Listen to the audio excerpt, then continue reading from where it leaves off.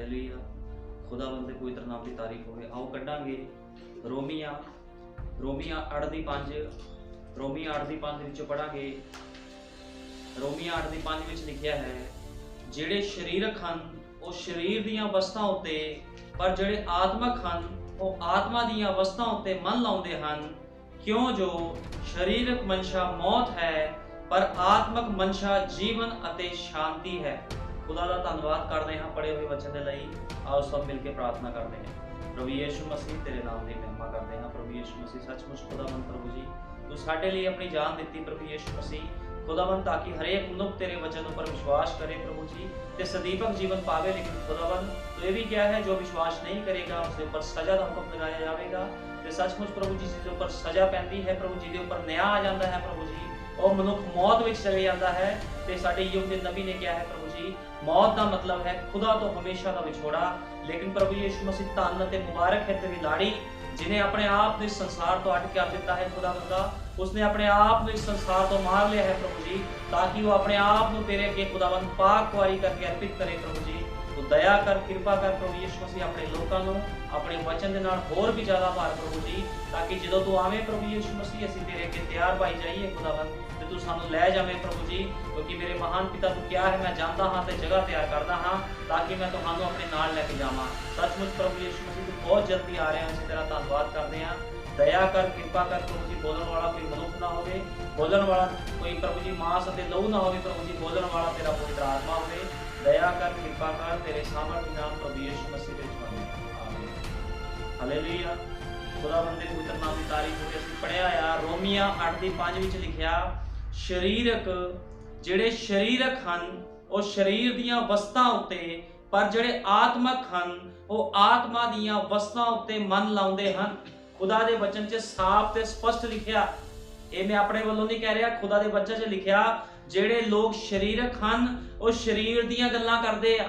ਸ਼ਰੀਰਕ ਬੰਦਾ ਕਿੱਦਾਂ ਦਾ ਹੁੰਦਾ? ਸ਼ਰੀਰਕ ਬੰਦਾ ਇਮੋਸ਼ਨਲ ਹੁੰਦਾ, ਸ਼ਰੀਰਕ ਬੰਦਾ ਰਿਸ਼ਤੇਦਾਰੀਆਂ ਨਾਲ ਜੁੜਿਆ ਹੁੰਦਾ। ਤੇ ਸ਼ਰੀਰਕ ਬੰਦੇ ਨੂੰ ਭਾਈ ਬ੍ਰੈਨਮ ਨੇ ਸ਼ੈਤਾਨ ਕਿਹਾ ਹੈ, ਕਿਉਂਕਿ ਯੀਸ਼ੂ ਮਸੀਹ ਨੇ ਵੀ ਇਸੇ ਤਰ੍ਹਾਂ ਕਿਹਾ ਹੈ।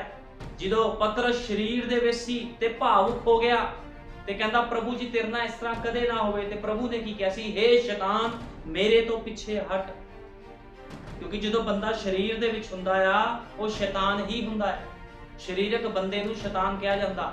ਅੱਜ ਲੋਕੀ ਸੋਚਦੇ ਪਤਾ ਨਹੀਂ ਸ਼ੈਤਾਨ ਕਿੱਥੇ ਹੈ। ਸ਼ਰੀਰਕ ਬੰਦਾ ਹੀ ਸ਼ੈਤਾਨ ਹੁੰਦਾ, ਕਿਉਂਕਿ ਸ਼ਰੀਰ ਦੇ ਨਾਲ ਭਰਿਆ ਹੁੰਦਾ ਹੈ।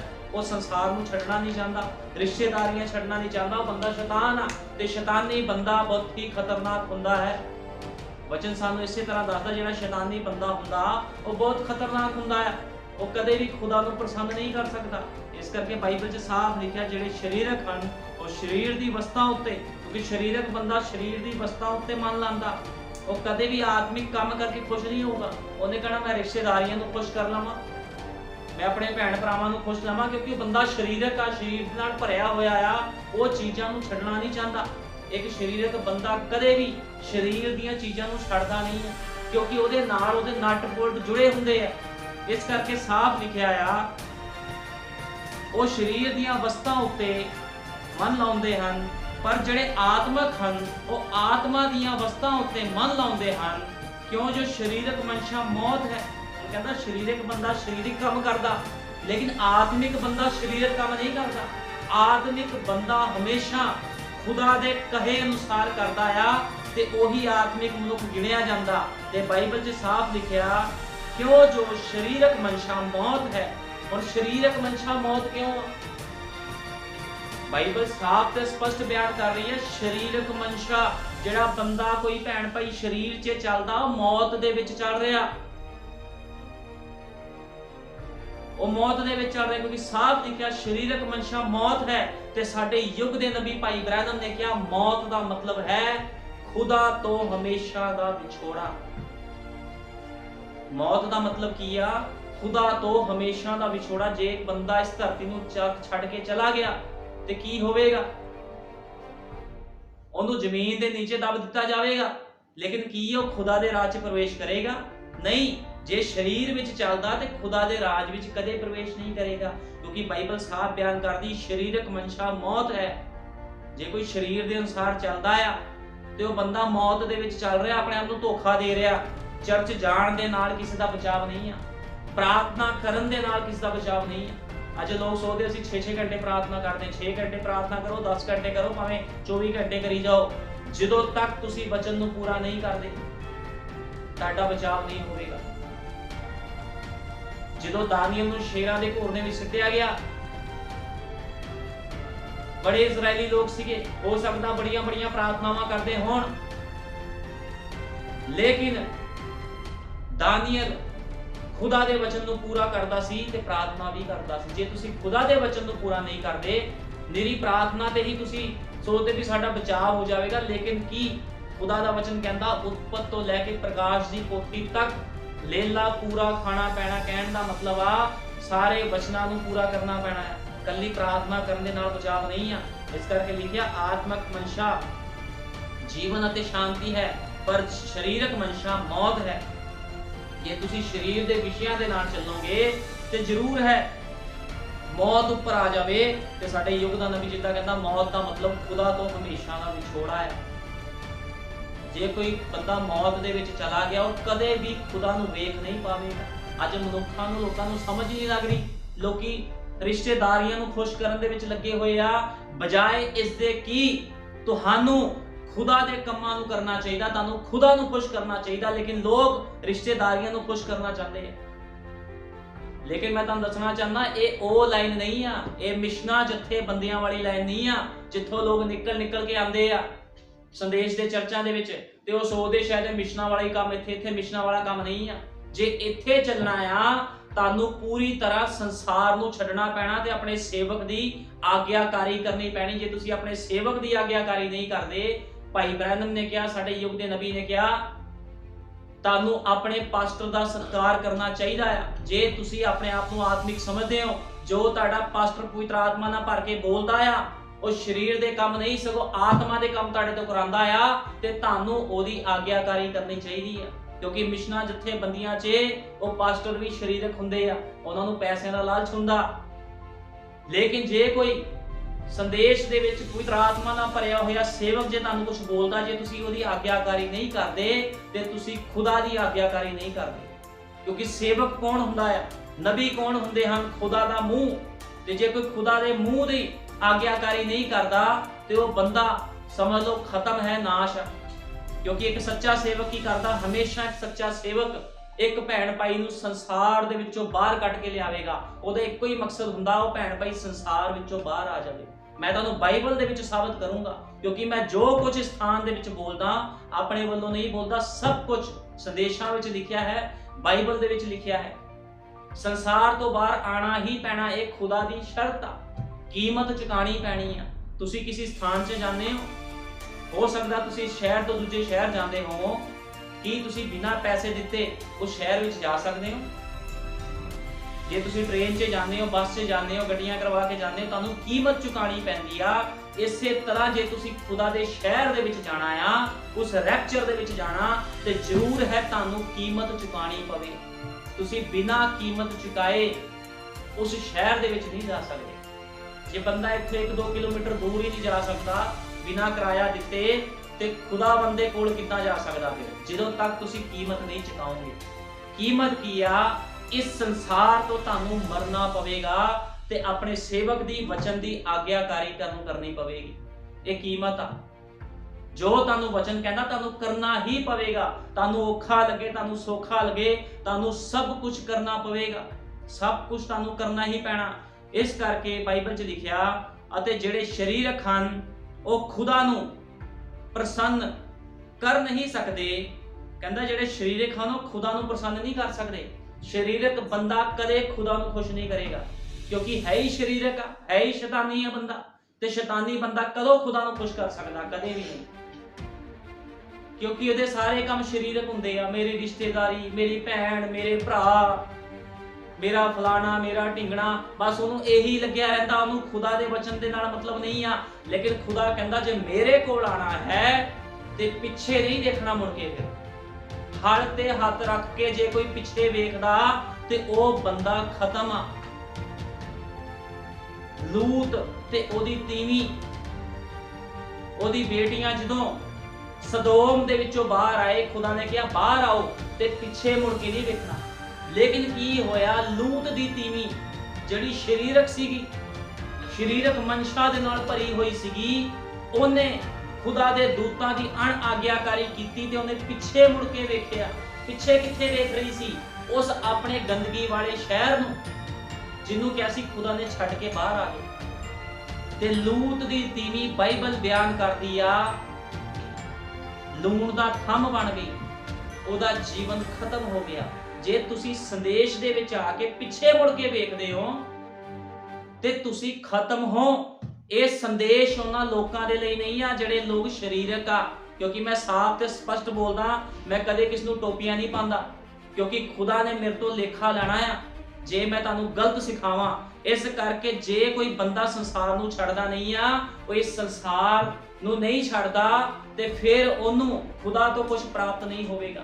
जिन्ना मर्जी कोई चर्च आई जावे जाई जावे, कोई मतलब नहीं होगा। जे तुसी खुदा दी आग्याकारी नहीं करदे, संसार नूं नहीं छड्डदे, तुसी खुदा दे भवन दे विच बैठ के चीख पुकार के नहीं कहंदे प्रभु जी असीं संसार नूं तेरे नाम दे विच त्यागदे हां, तुहानूं छड्डणे ही पैणी ओ सब गंदियां रिश्तेदारियां। क्योंकि संसार की है? संसार तुहाडियां रिश्तेदारियां हन ते तुहानूं छड्डना पैना सारा कुछ। जिहड़ा भी बंदा वचन दे विच आंदा आ, तुहानूं उस नूं साइड ते करना पैना। जे कोई सोचे भी मैं संसार दे नाल भी चली जाऊंगा ते खुदा दे नाल भी चली जाऊंगा, ते फिर तुसी अपने आप नूं धोखा दे रहे हो, खुदा नूं धोखा नहीं दे रहे। क्योंकि खुदा नूं कोई बंदा धोखा नहीं दे सकदा। इस गल नूं हमेशा याद रखना।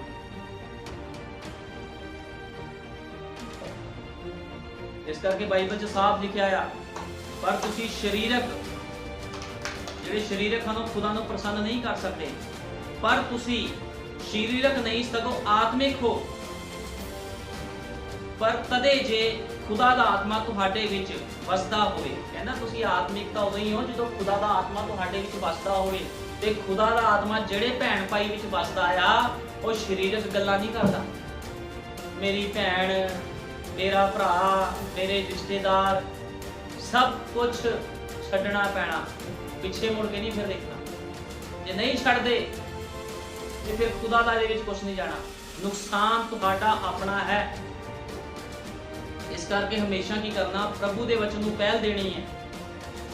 हुण लिखिया आ रोमिया दे विच, कौन सानू मसीह दे प्रेम तो अड करेगा?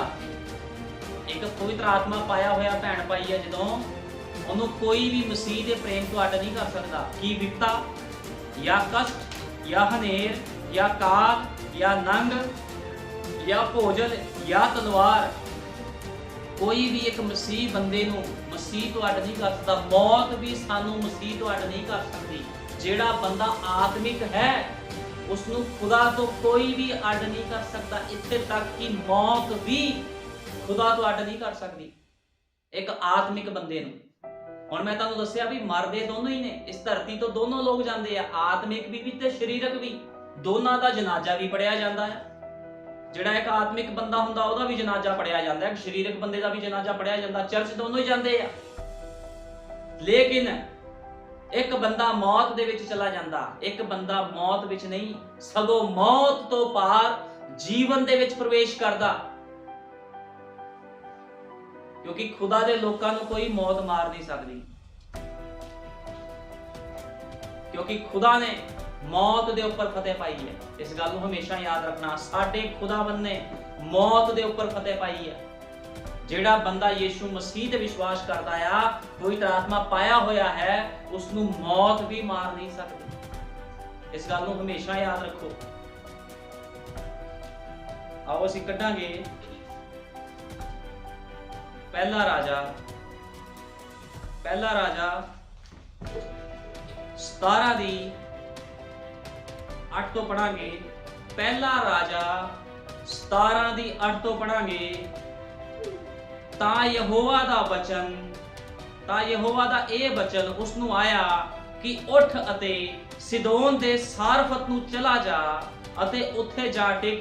वेख मैं एक विधवा तीवी नूं हुक्म दिता है कि ओ तेरी पालना करे। हुण एलिया नबी नूं खुदा किथे भेज रहा? एक विधवा दे कोल। ਇੱਕ ਵਿਧਵਾ ਦੇ ਕੋਲ ਖੁਦਾਵੰਦ ਏਲੀਆ ਨਬੀ ਨੂੰ ਭੇਜ ਰਿਹਾ ਆ। ਤਾਂ ਏਲੀਆ ਨੂੰ ਆਖਿਆ ਸਿਦੋਨ ਦੇ ਸਾਰਫਤ ਨੂੰ ਚਲਾ ਜਾ ਤੇ ਉੱਥੇ ਜਾ ਕੇ ਟਿਕ। ਵੇਖ ਮੈਂ ਇੱਕ ਵਿਧਵਾ ਤੀਵੀ ਨੂੰ ਹੁਕਮ ਦਿੱਤਾ ਹੈ ਕਿ ਉਹ ਤੇਰੀ ਪਾਲਣਾ ਕਰੇ। ਹੁਣ ਖੁਦਾ ਕਿਹਨੂੰ ਹੁਕਮ ਦੇ ਰਿਹਾ? ਆਪਣੇ ਸੇਵਕ ਦੀ ਪਹਿਲ ਸੇਵਾ ਕਰਨ ਦੇ ਲਈ ਹੁਕਮ ਕਿਹਨੂੰ ਦੇ ਰਿਹਾ?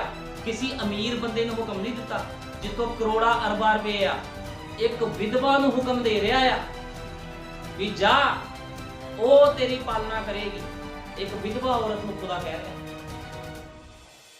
ਆਪਣੇ ਨਬੀ ਨੂੰ ਉਹਨੇ ਭੇਜਿਆ ਆ ਵੀ ਜਾ ਤੂੰ ਉਹਦੇ ਕੋਲ ਜਾ, ਇੱਕ ਵਿਧਵਾ ਤੇਰੀ ਪਾਲਣਾ ਪੋਸ਼ਣਾ ਕਰੇਗੀ। ਦੇਖੋ ਕਿੱਡੀ ਵੱਡੀ ਗੱਲ ਆ। ਬਾਈਬਲ 'ਚ ਸਾਫ਼ ਲਿਖਿਆ, ਵੇਖ ਮੈਂ ਇੱਕ ਵਿਧਵਾ ਤੀਵੀ ਨੂੰ ਹੁਕਮ ਦਿੱਤਾ ਹੈ ਕਿ ਉਹ ਤੇਰੀ ਪਾਲਣਾ ਕਰੇ। ਇੱਕ ਨਬੀ ਦੀ ਪਾਲਣਾ, ਇੱਕ ਪਾਸਟਰ ਦੀ ਪਾਲਣਾ, ਉਹਨੂੰ ਖਵਾਣਾ ਪਿਆਣਾ ਕਿਹਨੂੰ ਡਿਊਟੀ ਲਾ ਰਿਹਾ? ਖੁਦਾ ਇੱਕ ਵਿਧਵਾ ਦੀ ਡਿਊਟੀ ਲਾ ਰਿਹਾ ਜਿਹਦੇ ਕੋਲ ਕੁਝ ਵੀ ਨਹੀਂ ਆ।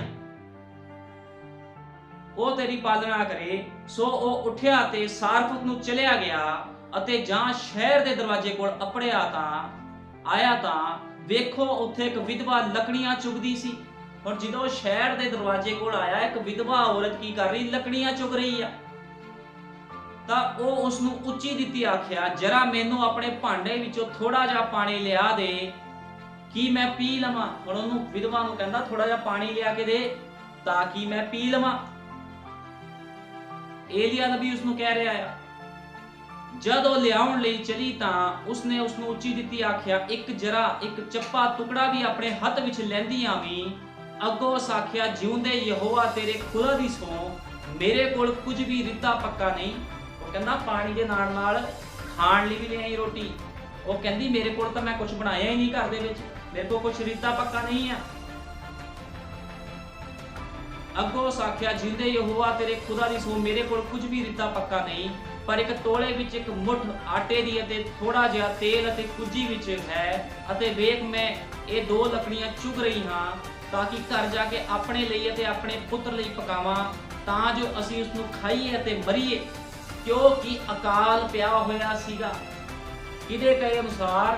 ਏਲੀਆ ਦੇ ਕਹੇ ਅਨੁਸਾਰ ਪੂਰੇ ਦੇਸ਼ ਦੇ ਵਿੱਚ ਅਕਾਲ ਪਿਆ ਸੀਗਾ। ਤਾਂ ਏਲੀਆ ਨੇ ਉਸ ਨੂੰ ਆਖਿਆ, ਨਾ ਡਰ, ਜਾ ਅਤੇ ਆਪਣੀ ਗੱਲ ਦੇ ਅਨੁਸਾਰ ਕਰ, ਪਰ ਪਹਿਲਾਂ ਉਸ ਵਿੱਚੋਂ ਮੇਰੇ ਲਈ ਇੱਕ ਮੰਨੀ ਪਕਾ ਕੇ ਲਿਆ। ਕਹਿੰਦਾ ਨਾ ਡਰ, ਤੈਨੂੰ ਡਰਨ ਦੀ ਲੋੜ ਨਹੀਂ ਆ, ਲੇਕਿਨ ਜੋ ਮੈਂ ਤੈਨੂੰ ਕਿਹਾ ਆ ਪਹਿਲ ਖੁਦਾ ਨੂੰ ਦੇ, ਪਹਿਲੋਂ ਮੈਨੂੰ ਖਾਣ ਦੇ ਲਈ ਲਿਆ ਕੇ ਦੇ। ਇੱਕ ਏਲੀਆ ਨਬੀ ਖੁਦਾ ਦਾ ਇੱਕ ਸੇਵਕ ਵਿਧਵਾ ਨੂੰ ਕਹਿ ਰਿਹਾ, ਪਹਿਲਾਂ ਕਹਿੰਦਾ ਮੈਨੂੰ ਦੇ ਲਿਆ ਕੇ। ਪਹਿਲ ਕਿਹਦੀ ਆ? ਖੁਦਾ ਦੀ ਆ। ਕਹਿੰਦਾ ਪਹਿਲਾਂ ਮੇਰੇ ਲਈ ਇੱਕ ਮੰਨੀ ਪਕਾ ਕੇ ਮੇਰੇ ਕੋਲ ਲੈ ਆ ਅਤੇ ਪਿੱਛੋਂ ਆਪਣੇ ਅਤੇ ਆਪਣੇ ਪੁੱਤਰ ਲਈ ਪਕਾਈ। ਕਹਿੰਦਾ ਪਹਿਲਾਂ ਮੇਰੇ ਵਾਸਤੇ ਲਿਆ ਖਾਣ ਦੇ ਲਈ, ਫਿਰ ਆਪਣੇ ਪੁੱਤਰ ਲਈ ਪਕਾਈ। ਦੇਖ ਲਓ ਕਿੱਦਾਂ ਏਲੀਆ ਨਬੀ ਕੰਮ ਕਰਦਾ, ਕਿੱਦਾਂ ਖੁਦਾ ਆਪਣੇ ਲੋਕਾਂ ਨੂੰ ਇਸਤੇਮਾਲ ਕਰਦਾ ਹੈ। ਕਿਉਂ ਜੋ ਯਹੋਵਾ ਇਸਰਾਇਲ ਦਾ ਖੁਦਾ ਐਉਂ ਆਖਦਾ ਹੈ ਕਿ ਨਾ ਤੇਰੇ ਕੋਲ ਤੇਰੇ ਤੋਲੇ ਦਾ ਆਟਾ ਮੁੱਕੇਗਾ ਅਤੇ ਨਾ ਕੁੱਜੀ ਦਾ ਤੇਲ ਘਟੇਗਾ, ਜਿੰਨਾ ਚਿਰ ਯਹੋਵਾ ਜ਼ਮੀਨ ਉੱਤੇ ਮੀਂਹ ਨਾ ਪਾਵੇ। ਤਾਂ ਉਹ ਗਈ ਅਤੇ ਏਲੀਆ ਦੇ ਆਖਣ ਅਨੁਸਾਰ ਕੀਤਾ ਅਤੇ ਇਹ ਅਤੇ ਉਸਦਾ ਘਰਾਣਾ ਕਈ ਦਿਨਾਂ ਤੱਕ ਖਾਂਦੇ ਰਹੇ ਅਤੇ ਨਾ ਤੋਲੇ ਵਿੱਚੋਂ ਆਟਾ ਮੁੱਕਾ, ਨਾ ਕੁੱਜੀ ਦਾ ਤੇਲ ਘਟਿਆ। ਇਹ ਯਹੋਵਾ ਦੇ ਉਸ ਵਚਨ ਅਨੁਸਾਰ ਹੋਇਆ ਜੋ ਉਸਨੇ ਏਲੀਆ ਦੇ ਰਾਹੀਂ ਬੋਲਿਆ ਸੀ। ਹੁਣ ਖੁਦਾ ਆਪਣੇ ਲੋਕਾਂ ਰਾਹੀਂ ਬੋਲਦਾ, ਖੁਦਾ ਕਦੇ ਕਿਸੇ ਨਾਲ ਡਾਇਰੈਕਟ ਗੱਲ ਨਹੀਂ ਕਰਦਾ। ਅੱਜ ਬਹੁਤ ਭੈਣ ਭਾਈ ਆ, ਬੜੇ ਲੋਕ ਨੇ ਜਿਹੜੇ ਕਹਿੰਦੇ ਅਸੀਂ ਵਿਸ਼ਵਾਸੀ ਆ, ਜੇ ਪਾਸਟਰ ਨਹੀਂ ਪ੍ਰਾਰਥਨਾ ਕਰੂ ਅਸੀਂ ਆਪੇ ਕਰ ਲਾਂਗੇ, ਅਸੀਂ ਆਪਣੇ ਆਪ ਹੀ ਆਪਣੇ ਹੱਲ ਕਰ ਲਾਂਗੇ। ਲੇਕਿਨ ਸਾਡੇ ਯੁੱਗ ਦੇ ਨਬੀ ਨੇ ਕਿਹਾ, ਫਿਰ ਸੇਵਕ ਤੁਹਾਡੇ ਲਈ ਕਿਉਂ ਠਹਿਰਾਇਆ ਗਿਆ ਜੇ ਤੁਸੀਂ ਆਪਣੇ ਆਪ ਹੀ ਸਭ ਕੁਝ ਕਰ ਲਵੋ? ਇੱਕ ਸੇਵਕ ਦਾ ਹੋਣਾ ਤੁਹਾਡੇ ਜੀਵਨ ਦੇ ਵਿੱਚ ਬਹੁਤ ਜ਼ਰੂਰੀ ਹੈ। ਚਰਚ ਜਾਣਾ ਤੁਹਾਡੇ ਜੀਵਨ ਵਿੱਚ ਬਹੁਤ ਜ਼ਰੂਰੀ ਹੈ। ਖੁਦਾ ਨੂੰ ਪਹਿਲ ਦੇਣੀ ਬੜੀ ਜ਼ਰੂਰੀ ਹੈ ਤੇ ਖੁਦਾ ਦੇ ਕੰਮਾਂ ਨੂੰ ਕਰਨਾ ਤੁਹਾਡੇ ਲਈ ਬਹੁਤ ਜ਼ਰੂਰੀ ਹੈ। ਹਮੇਸ਼ਾ ਖੁਦਾ ਨੂੰ ਪਹਿਲ ਦਿਓ। ਹੁਣ ਇਹ ਵੀ ਕਹਿ ਸਕਦਾ ਸੀ ਵੀ ਪ੍ਰਭੂ ਇਹ ਤਾਂ ਵਿਧਵਾ ਆ, ਇਹਦੇ ਕੋਲ ਕੁਛ ਨਹੀਂ ਹੈ, ਤੂੰ ਇਹਨੂੰ ਕੱਲ ਹੀ ਤੰਗ ਕਰੀ ਜਾਂਦਾ, ਮੇਰਾ ਇੰਤਜ਼ਾਮ ਕਿਤੇ ਹੋਰ ਕਰ ਦੇ। ਲੇਕਿਨ ਤੁਸੀਂ ਦੇਖੋ ਉਸ ਵਿਧਵਾ ਨੇ ਕੀ ਕੀਤਾ।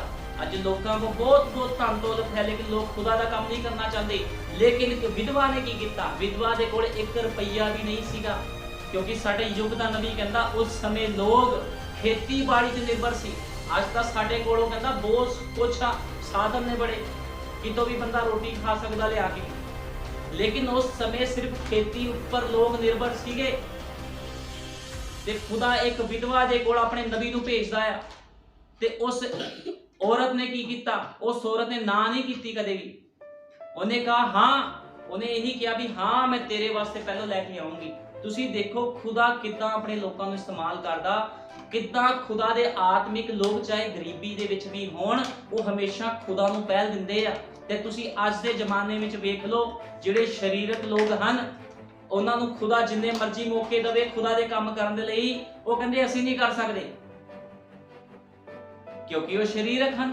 साफ ते स्पष्ट गल आ। लोग इन्हां गल्लां तो इन्हां प्रचारां तो गुस्सा भी करदे आ भी सानू प्रचार ला के कीता जांदा, लेकिन मैं तुहानू दस्सना चाहना आ खुदावंद कदे भी किस नूं ला के प्रचार नहीं करदा क्योंकि स्थान दे विच खुदा दा आत्मा बोलदा, कोई मनुख नहीं बोलदा।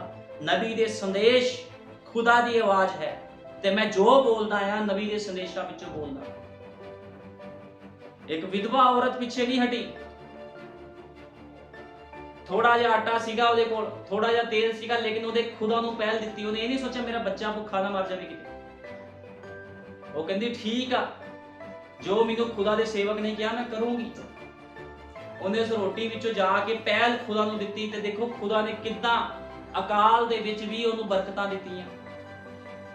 ਉਹਦੇ ਕੋਲ ਕੋਈ ਖਾਣ ਪੀਣ ਦੀ ਕਮੀ ਨਹੀਂ ਰਹੀ। ਇਸੇ ਤਰ੍ਹਾਂ ਅੱਜ ਵੀ ਹੈ। ਜੇ ਤੁਸੀਂ खुदा ਨੂੰ ਪਹਿਲ ਦਿੰਦੇ ਹੋ, ਸੰਸਾਰ ਨੂੰ ਛੱਡਦੇ ਹੋ ਤੇ खुदा ਵੀ ਤੁਹਾਨੂੰ ਕਿਸੇ ਪਾਸੋਂ ਰਹਿਣ ਨਹੀਂ ਦੇਵੇਗਾ। ਇਸ ਗੱਲ ਨੂੰ ਹਮੇਸ਼ਾ ਯਾਦ ਰੱਖਣਾ क्योंकि खुदावंद हमेशा अपने लोगों की अगवाई करता है। नबी ने क्या ता वो गई अते एलिया दे आखण दे अनुसार कीता। नबी कहंदा वो गई अते एलिया ने जिस तरह किया सी उन्हें उसे तरह कीता। फिर ए अते उसदा घराना कई दिनों तक खांदे रहे अते ना तोले विचों आटा मुक्का ना कुजी दा तेल घटिया। नबी कहंदा ना कुजी दा आटा मुक्या ना तेल घटिया।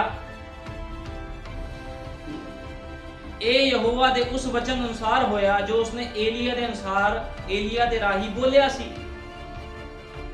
कहंदा इस करके तुसी खुदा नूं पक्की तरह जान लो कि खुदा की कुछ कर सकदा। जे तुहाडे मनां विच वहम आ कोई ते खुदा नूं पक्की तरह जान लो। साडे युग दा नबी कहंदा किन्नी भयानक सवेर रही होवेगी। बहुत ही गर्म अते मिट्टी कट्टे नाल भरी हुई सवेर सी। लोग गली विच भुखे मर रहे सी क्योंकि अकाल पै चुकिया सी। लोकी भुखे मर रहे सीगे अते धरती इन्नी गर्म सी कि यह गल उठण वाली सी अते यह सब कुछ उन्हां दे पापां अते गिरे होए चाल चलन दा प्रतिबिंब सी। तुहानू पता है कि अहाब इसराइल विच राज करदा सी। उस समय इसराइल उत्ते राजा सी अते इसराइल दे सब राजियां नालों बुरा राजा सी। उस समय जिहड़ा इसराइल दे उपर कौन राज करदा सी? अहाब राज करदा सी। ते नबी कहंदा सब राजियां नालों गंदा राजा सीगा।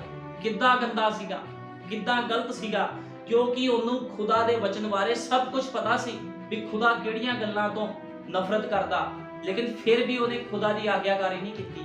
आज बहुत लोग ने जिहड़े कहंदे साडे को बहुत कुछ आ, साडे को बरकतां आशीषां, साडे को सारा कुछ, असीं नहीं करनी खुदा दी आग्याकारी।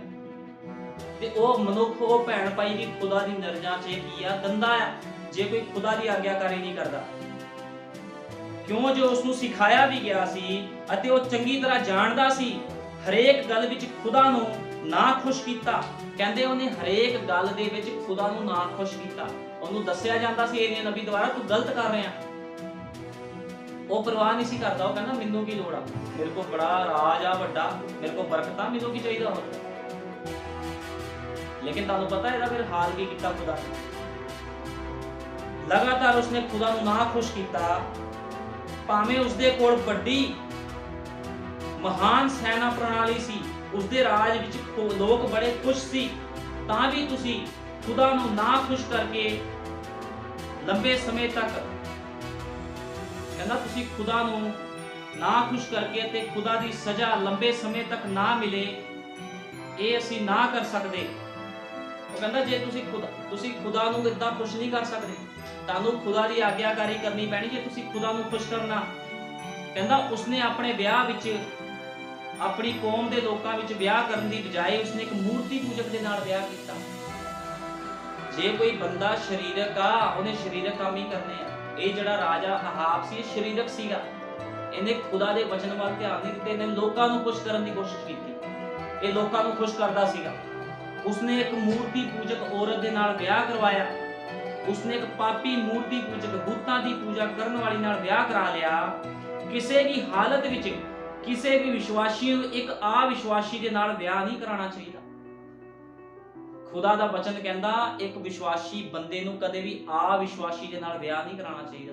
ਤੁਹਾਨੂੰ ਪਤਾ ਜਦੋਂ ਤੁਸੀਂ ਖੁਦਾ ਦੇ ਵਚਨ ਨੂੰ ਪਿੱਛੇ ਰੱਖਦੇ ਹੋ ਤੇ ਤੁਸੀਂ ਸੰਸਾਰ ਦੇ ਨਾਲ ਮੇਲਜੋਲ ਕਰਦੇ, ਤੁਸੀਂ ਕਹਿੰਦੇ ਲੈ ਇਹ ਮੇਰਾ ਰਿਸ਼ਤੇਦਾਰ ਆ, ਮੈਂ ਇਹਨੂੰ ਥੋੜੀ ਛੱਡ ਦੇਣਾ।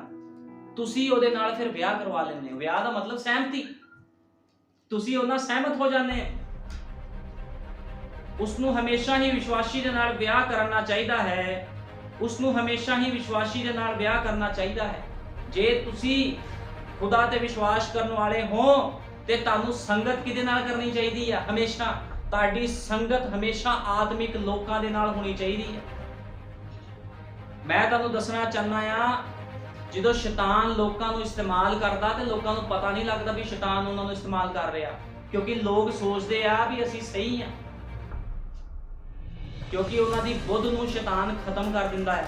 ਇਸ ਕਰਕੇ ਸਰੀਰਕ ਬੰਦਾ ਜਦੋਂ ਸਰੀਰਕ ਕੰਮ ਕਰਦਾ ਉਹਨੂੰ ਪਤਾ ਹੀ ਨਹੀਂ ਲੱਗਦਾ ਉਹ ਕੀ ਕੁਝ ਕਰੀ ਜਾਂਦਾ ਹੈ, ਉਹਨੂੰ ਸਮਝ ਬੁੱਧ ਨਹੀਂ ਹੁੰਦੀ। ਲੇਕਿਨ ਖੁਦਾਵੰਦ ਆਪਣੇ ਲੋਕਾਂ ਨੂੰ ਵਚਨ ਦੇ ਦੁਆਰਾ ਸਮਝ ਦਿੰਦਾ ਹੈ। ਉਹ ਕਹਿੰਦਾ ਵਚਨ ਨੂੰ ਆਪਣੇ ਹਿਰਦਿਆਂ ਦੀ ਪੱਟੀਆਂ ਉੱਪਰ ਲਿਖ ਲਓ, ਇਹ ਨਹੀਂ ਕਿ ਦਿਮਾਗ 'ਚ ਬਿਠਾ ਲਓ ਉਸ ਵਚਨ ਨੂੰ।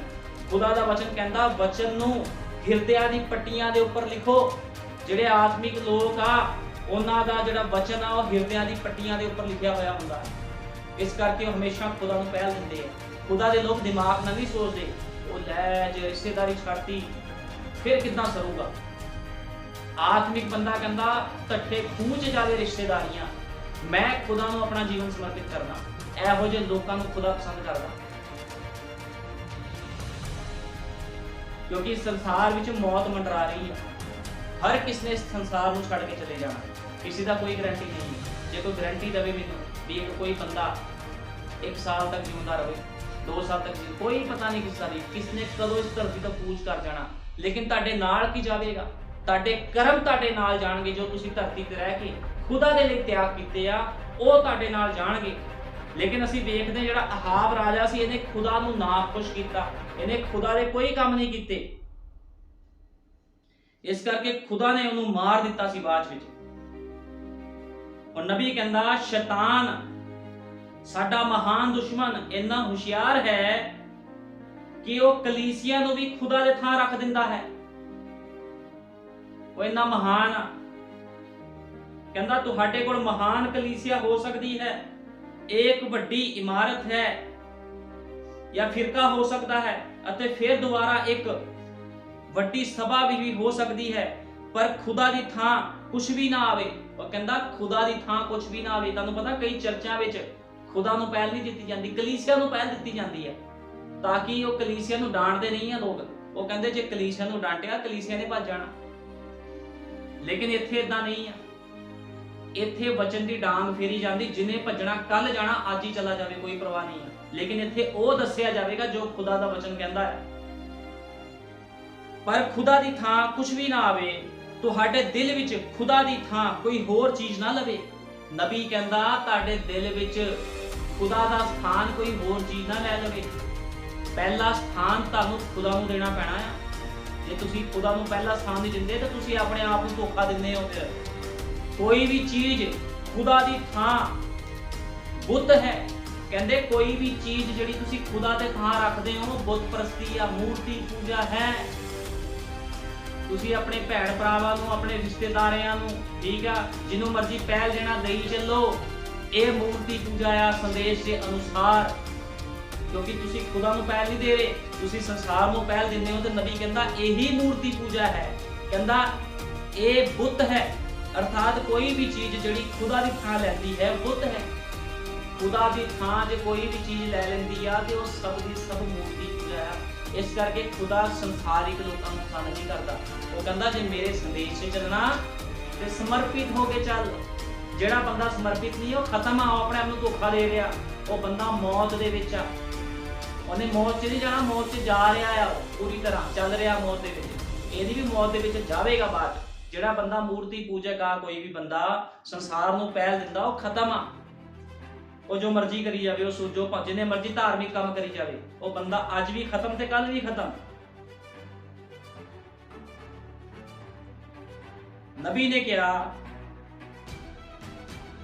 ਖੁਦਾ ਪਾਪ ਨੂੰ ਸਹਿਣ ਨਹੀਂ ਕਰ ਸਕਦਾ। ਨਬੀ ਕਹਿੰਦਾ ਜਿਹੜਾ ਖੁਦਾ ਆ ਉਹ ਪਾਪ ਨੂੰ ਸਹਿਣ ਨਹੀਂ ਕਰਦਾ ਕਦੇ ਵੀ। ਜੇ ਕੋਈ ਬੰਦਾ ਕਹੇ ਵੀ ਖੁਦਾ ਪਾਪ ਨੂੰ ਸਹਿਣ ਕਰਦਾ, ਖੁਦਾ ਪਾਪ ਨੂੰ ਸਹਿਣ ਨਹੀਂ ਕਰ ਸਕਦਾ। ਉਸਨੇ ਇਜ਼ਰਾਈਲ ਕੋਲੋਂ ਇੱਕ ਇੱਕ ਦਾਣੇ ਦੀ ਕਟਾਈ ਕਰਵਾਈ ਜੋ ਉਹਨਾਂ ਨੇ ਬੀਜਿਆ ਸੀ।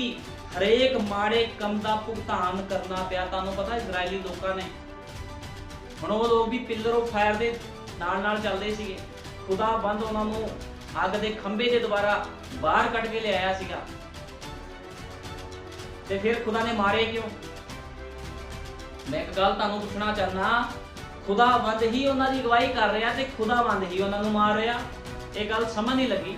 ਜਿਹੜੇ ਖੁਦਾ ਨੇ ਅੱਗ ਦੇ ਖੰਭੇ ਦੁਆਰਾ ਉਹਨਾਂ ਦੀ ਰੱਖਿਆ ਕੀਤੀ, ਉਹੀ ਅੱਗ ਦੇ ਖੰਭੇ ਨੇ ਉਸ ਲੋਕਾਂ ਨੂੰ ਮਾਰ ਦਿੱਤਾ। ਕਿਉਂ ਮਾਰਿਆ?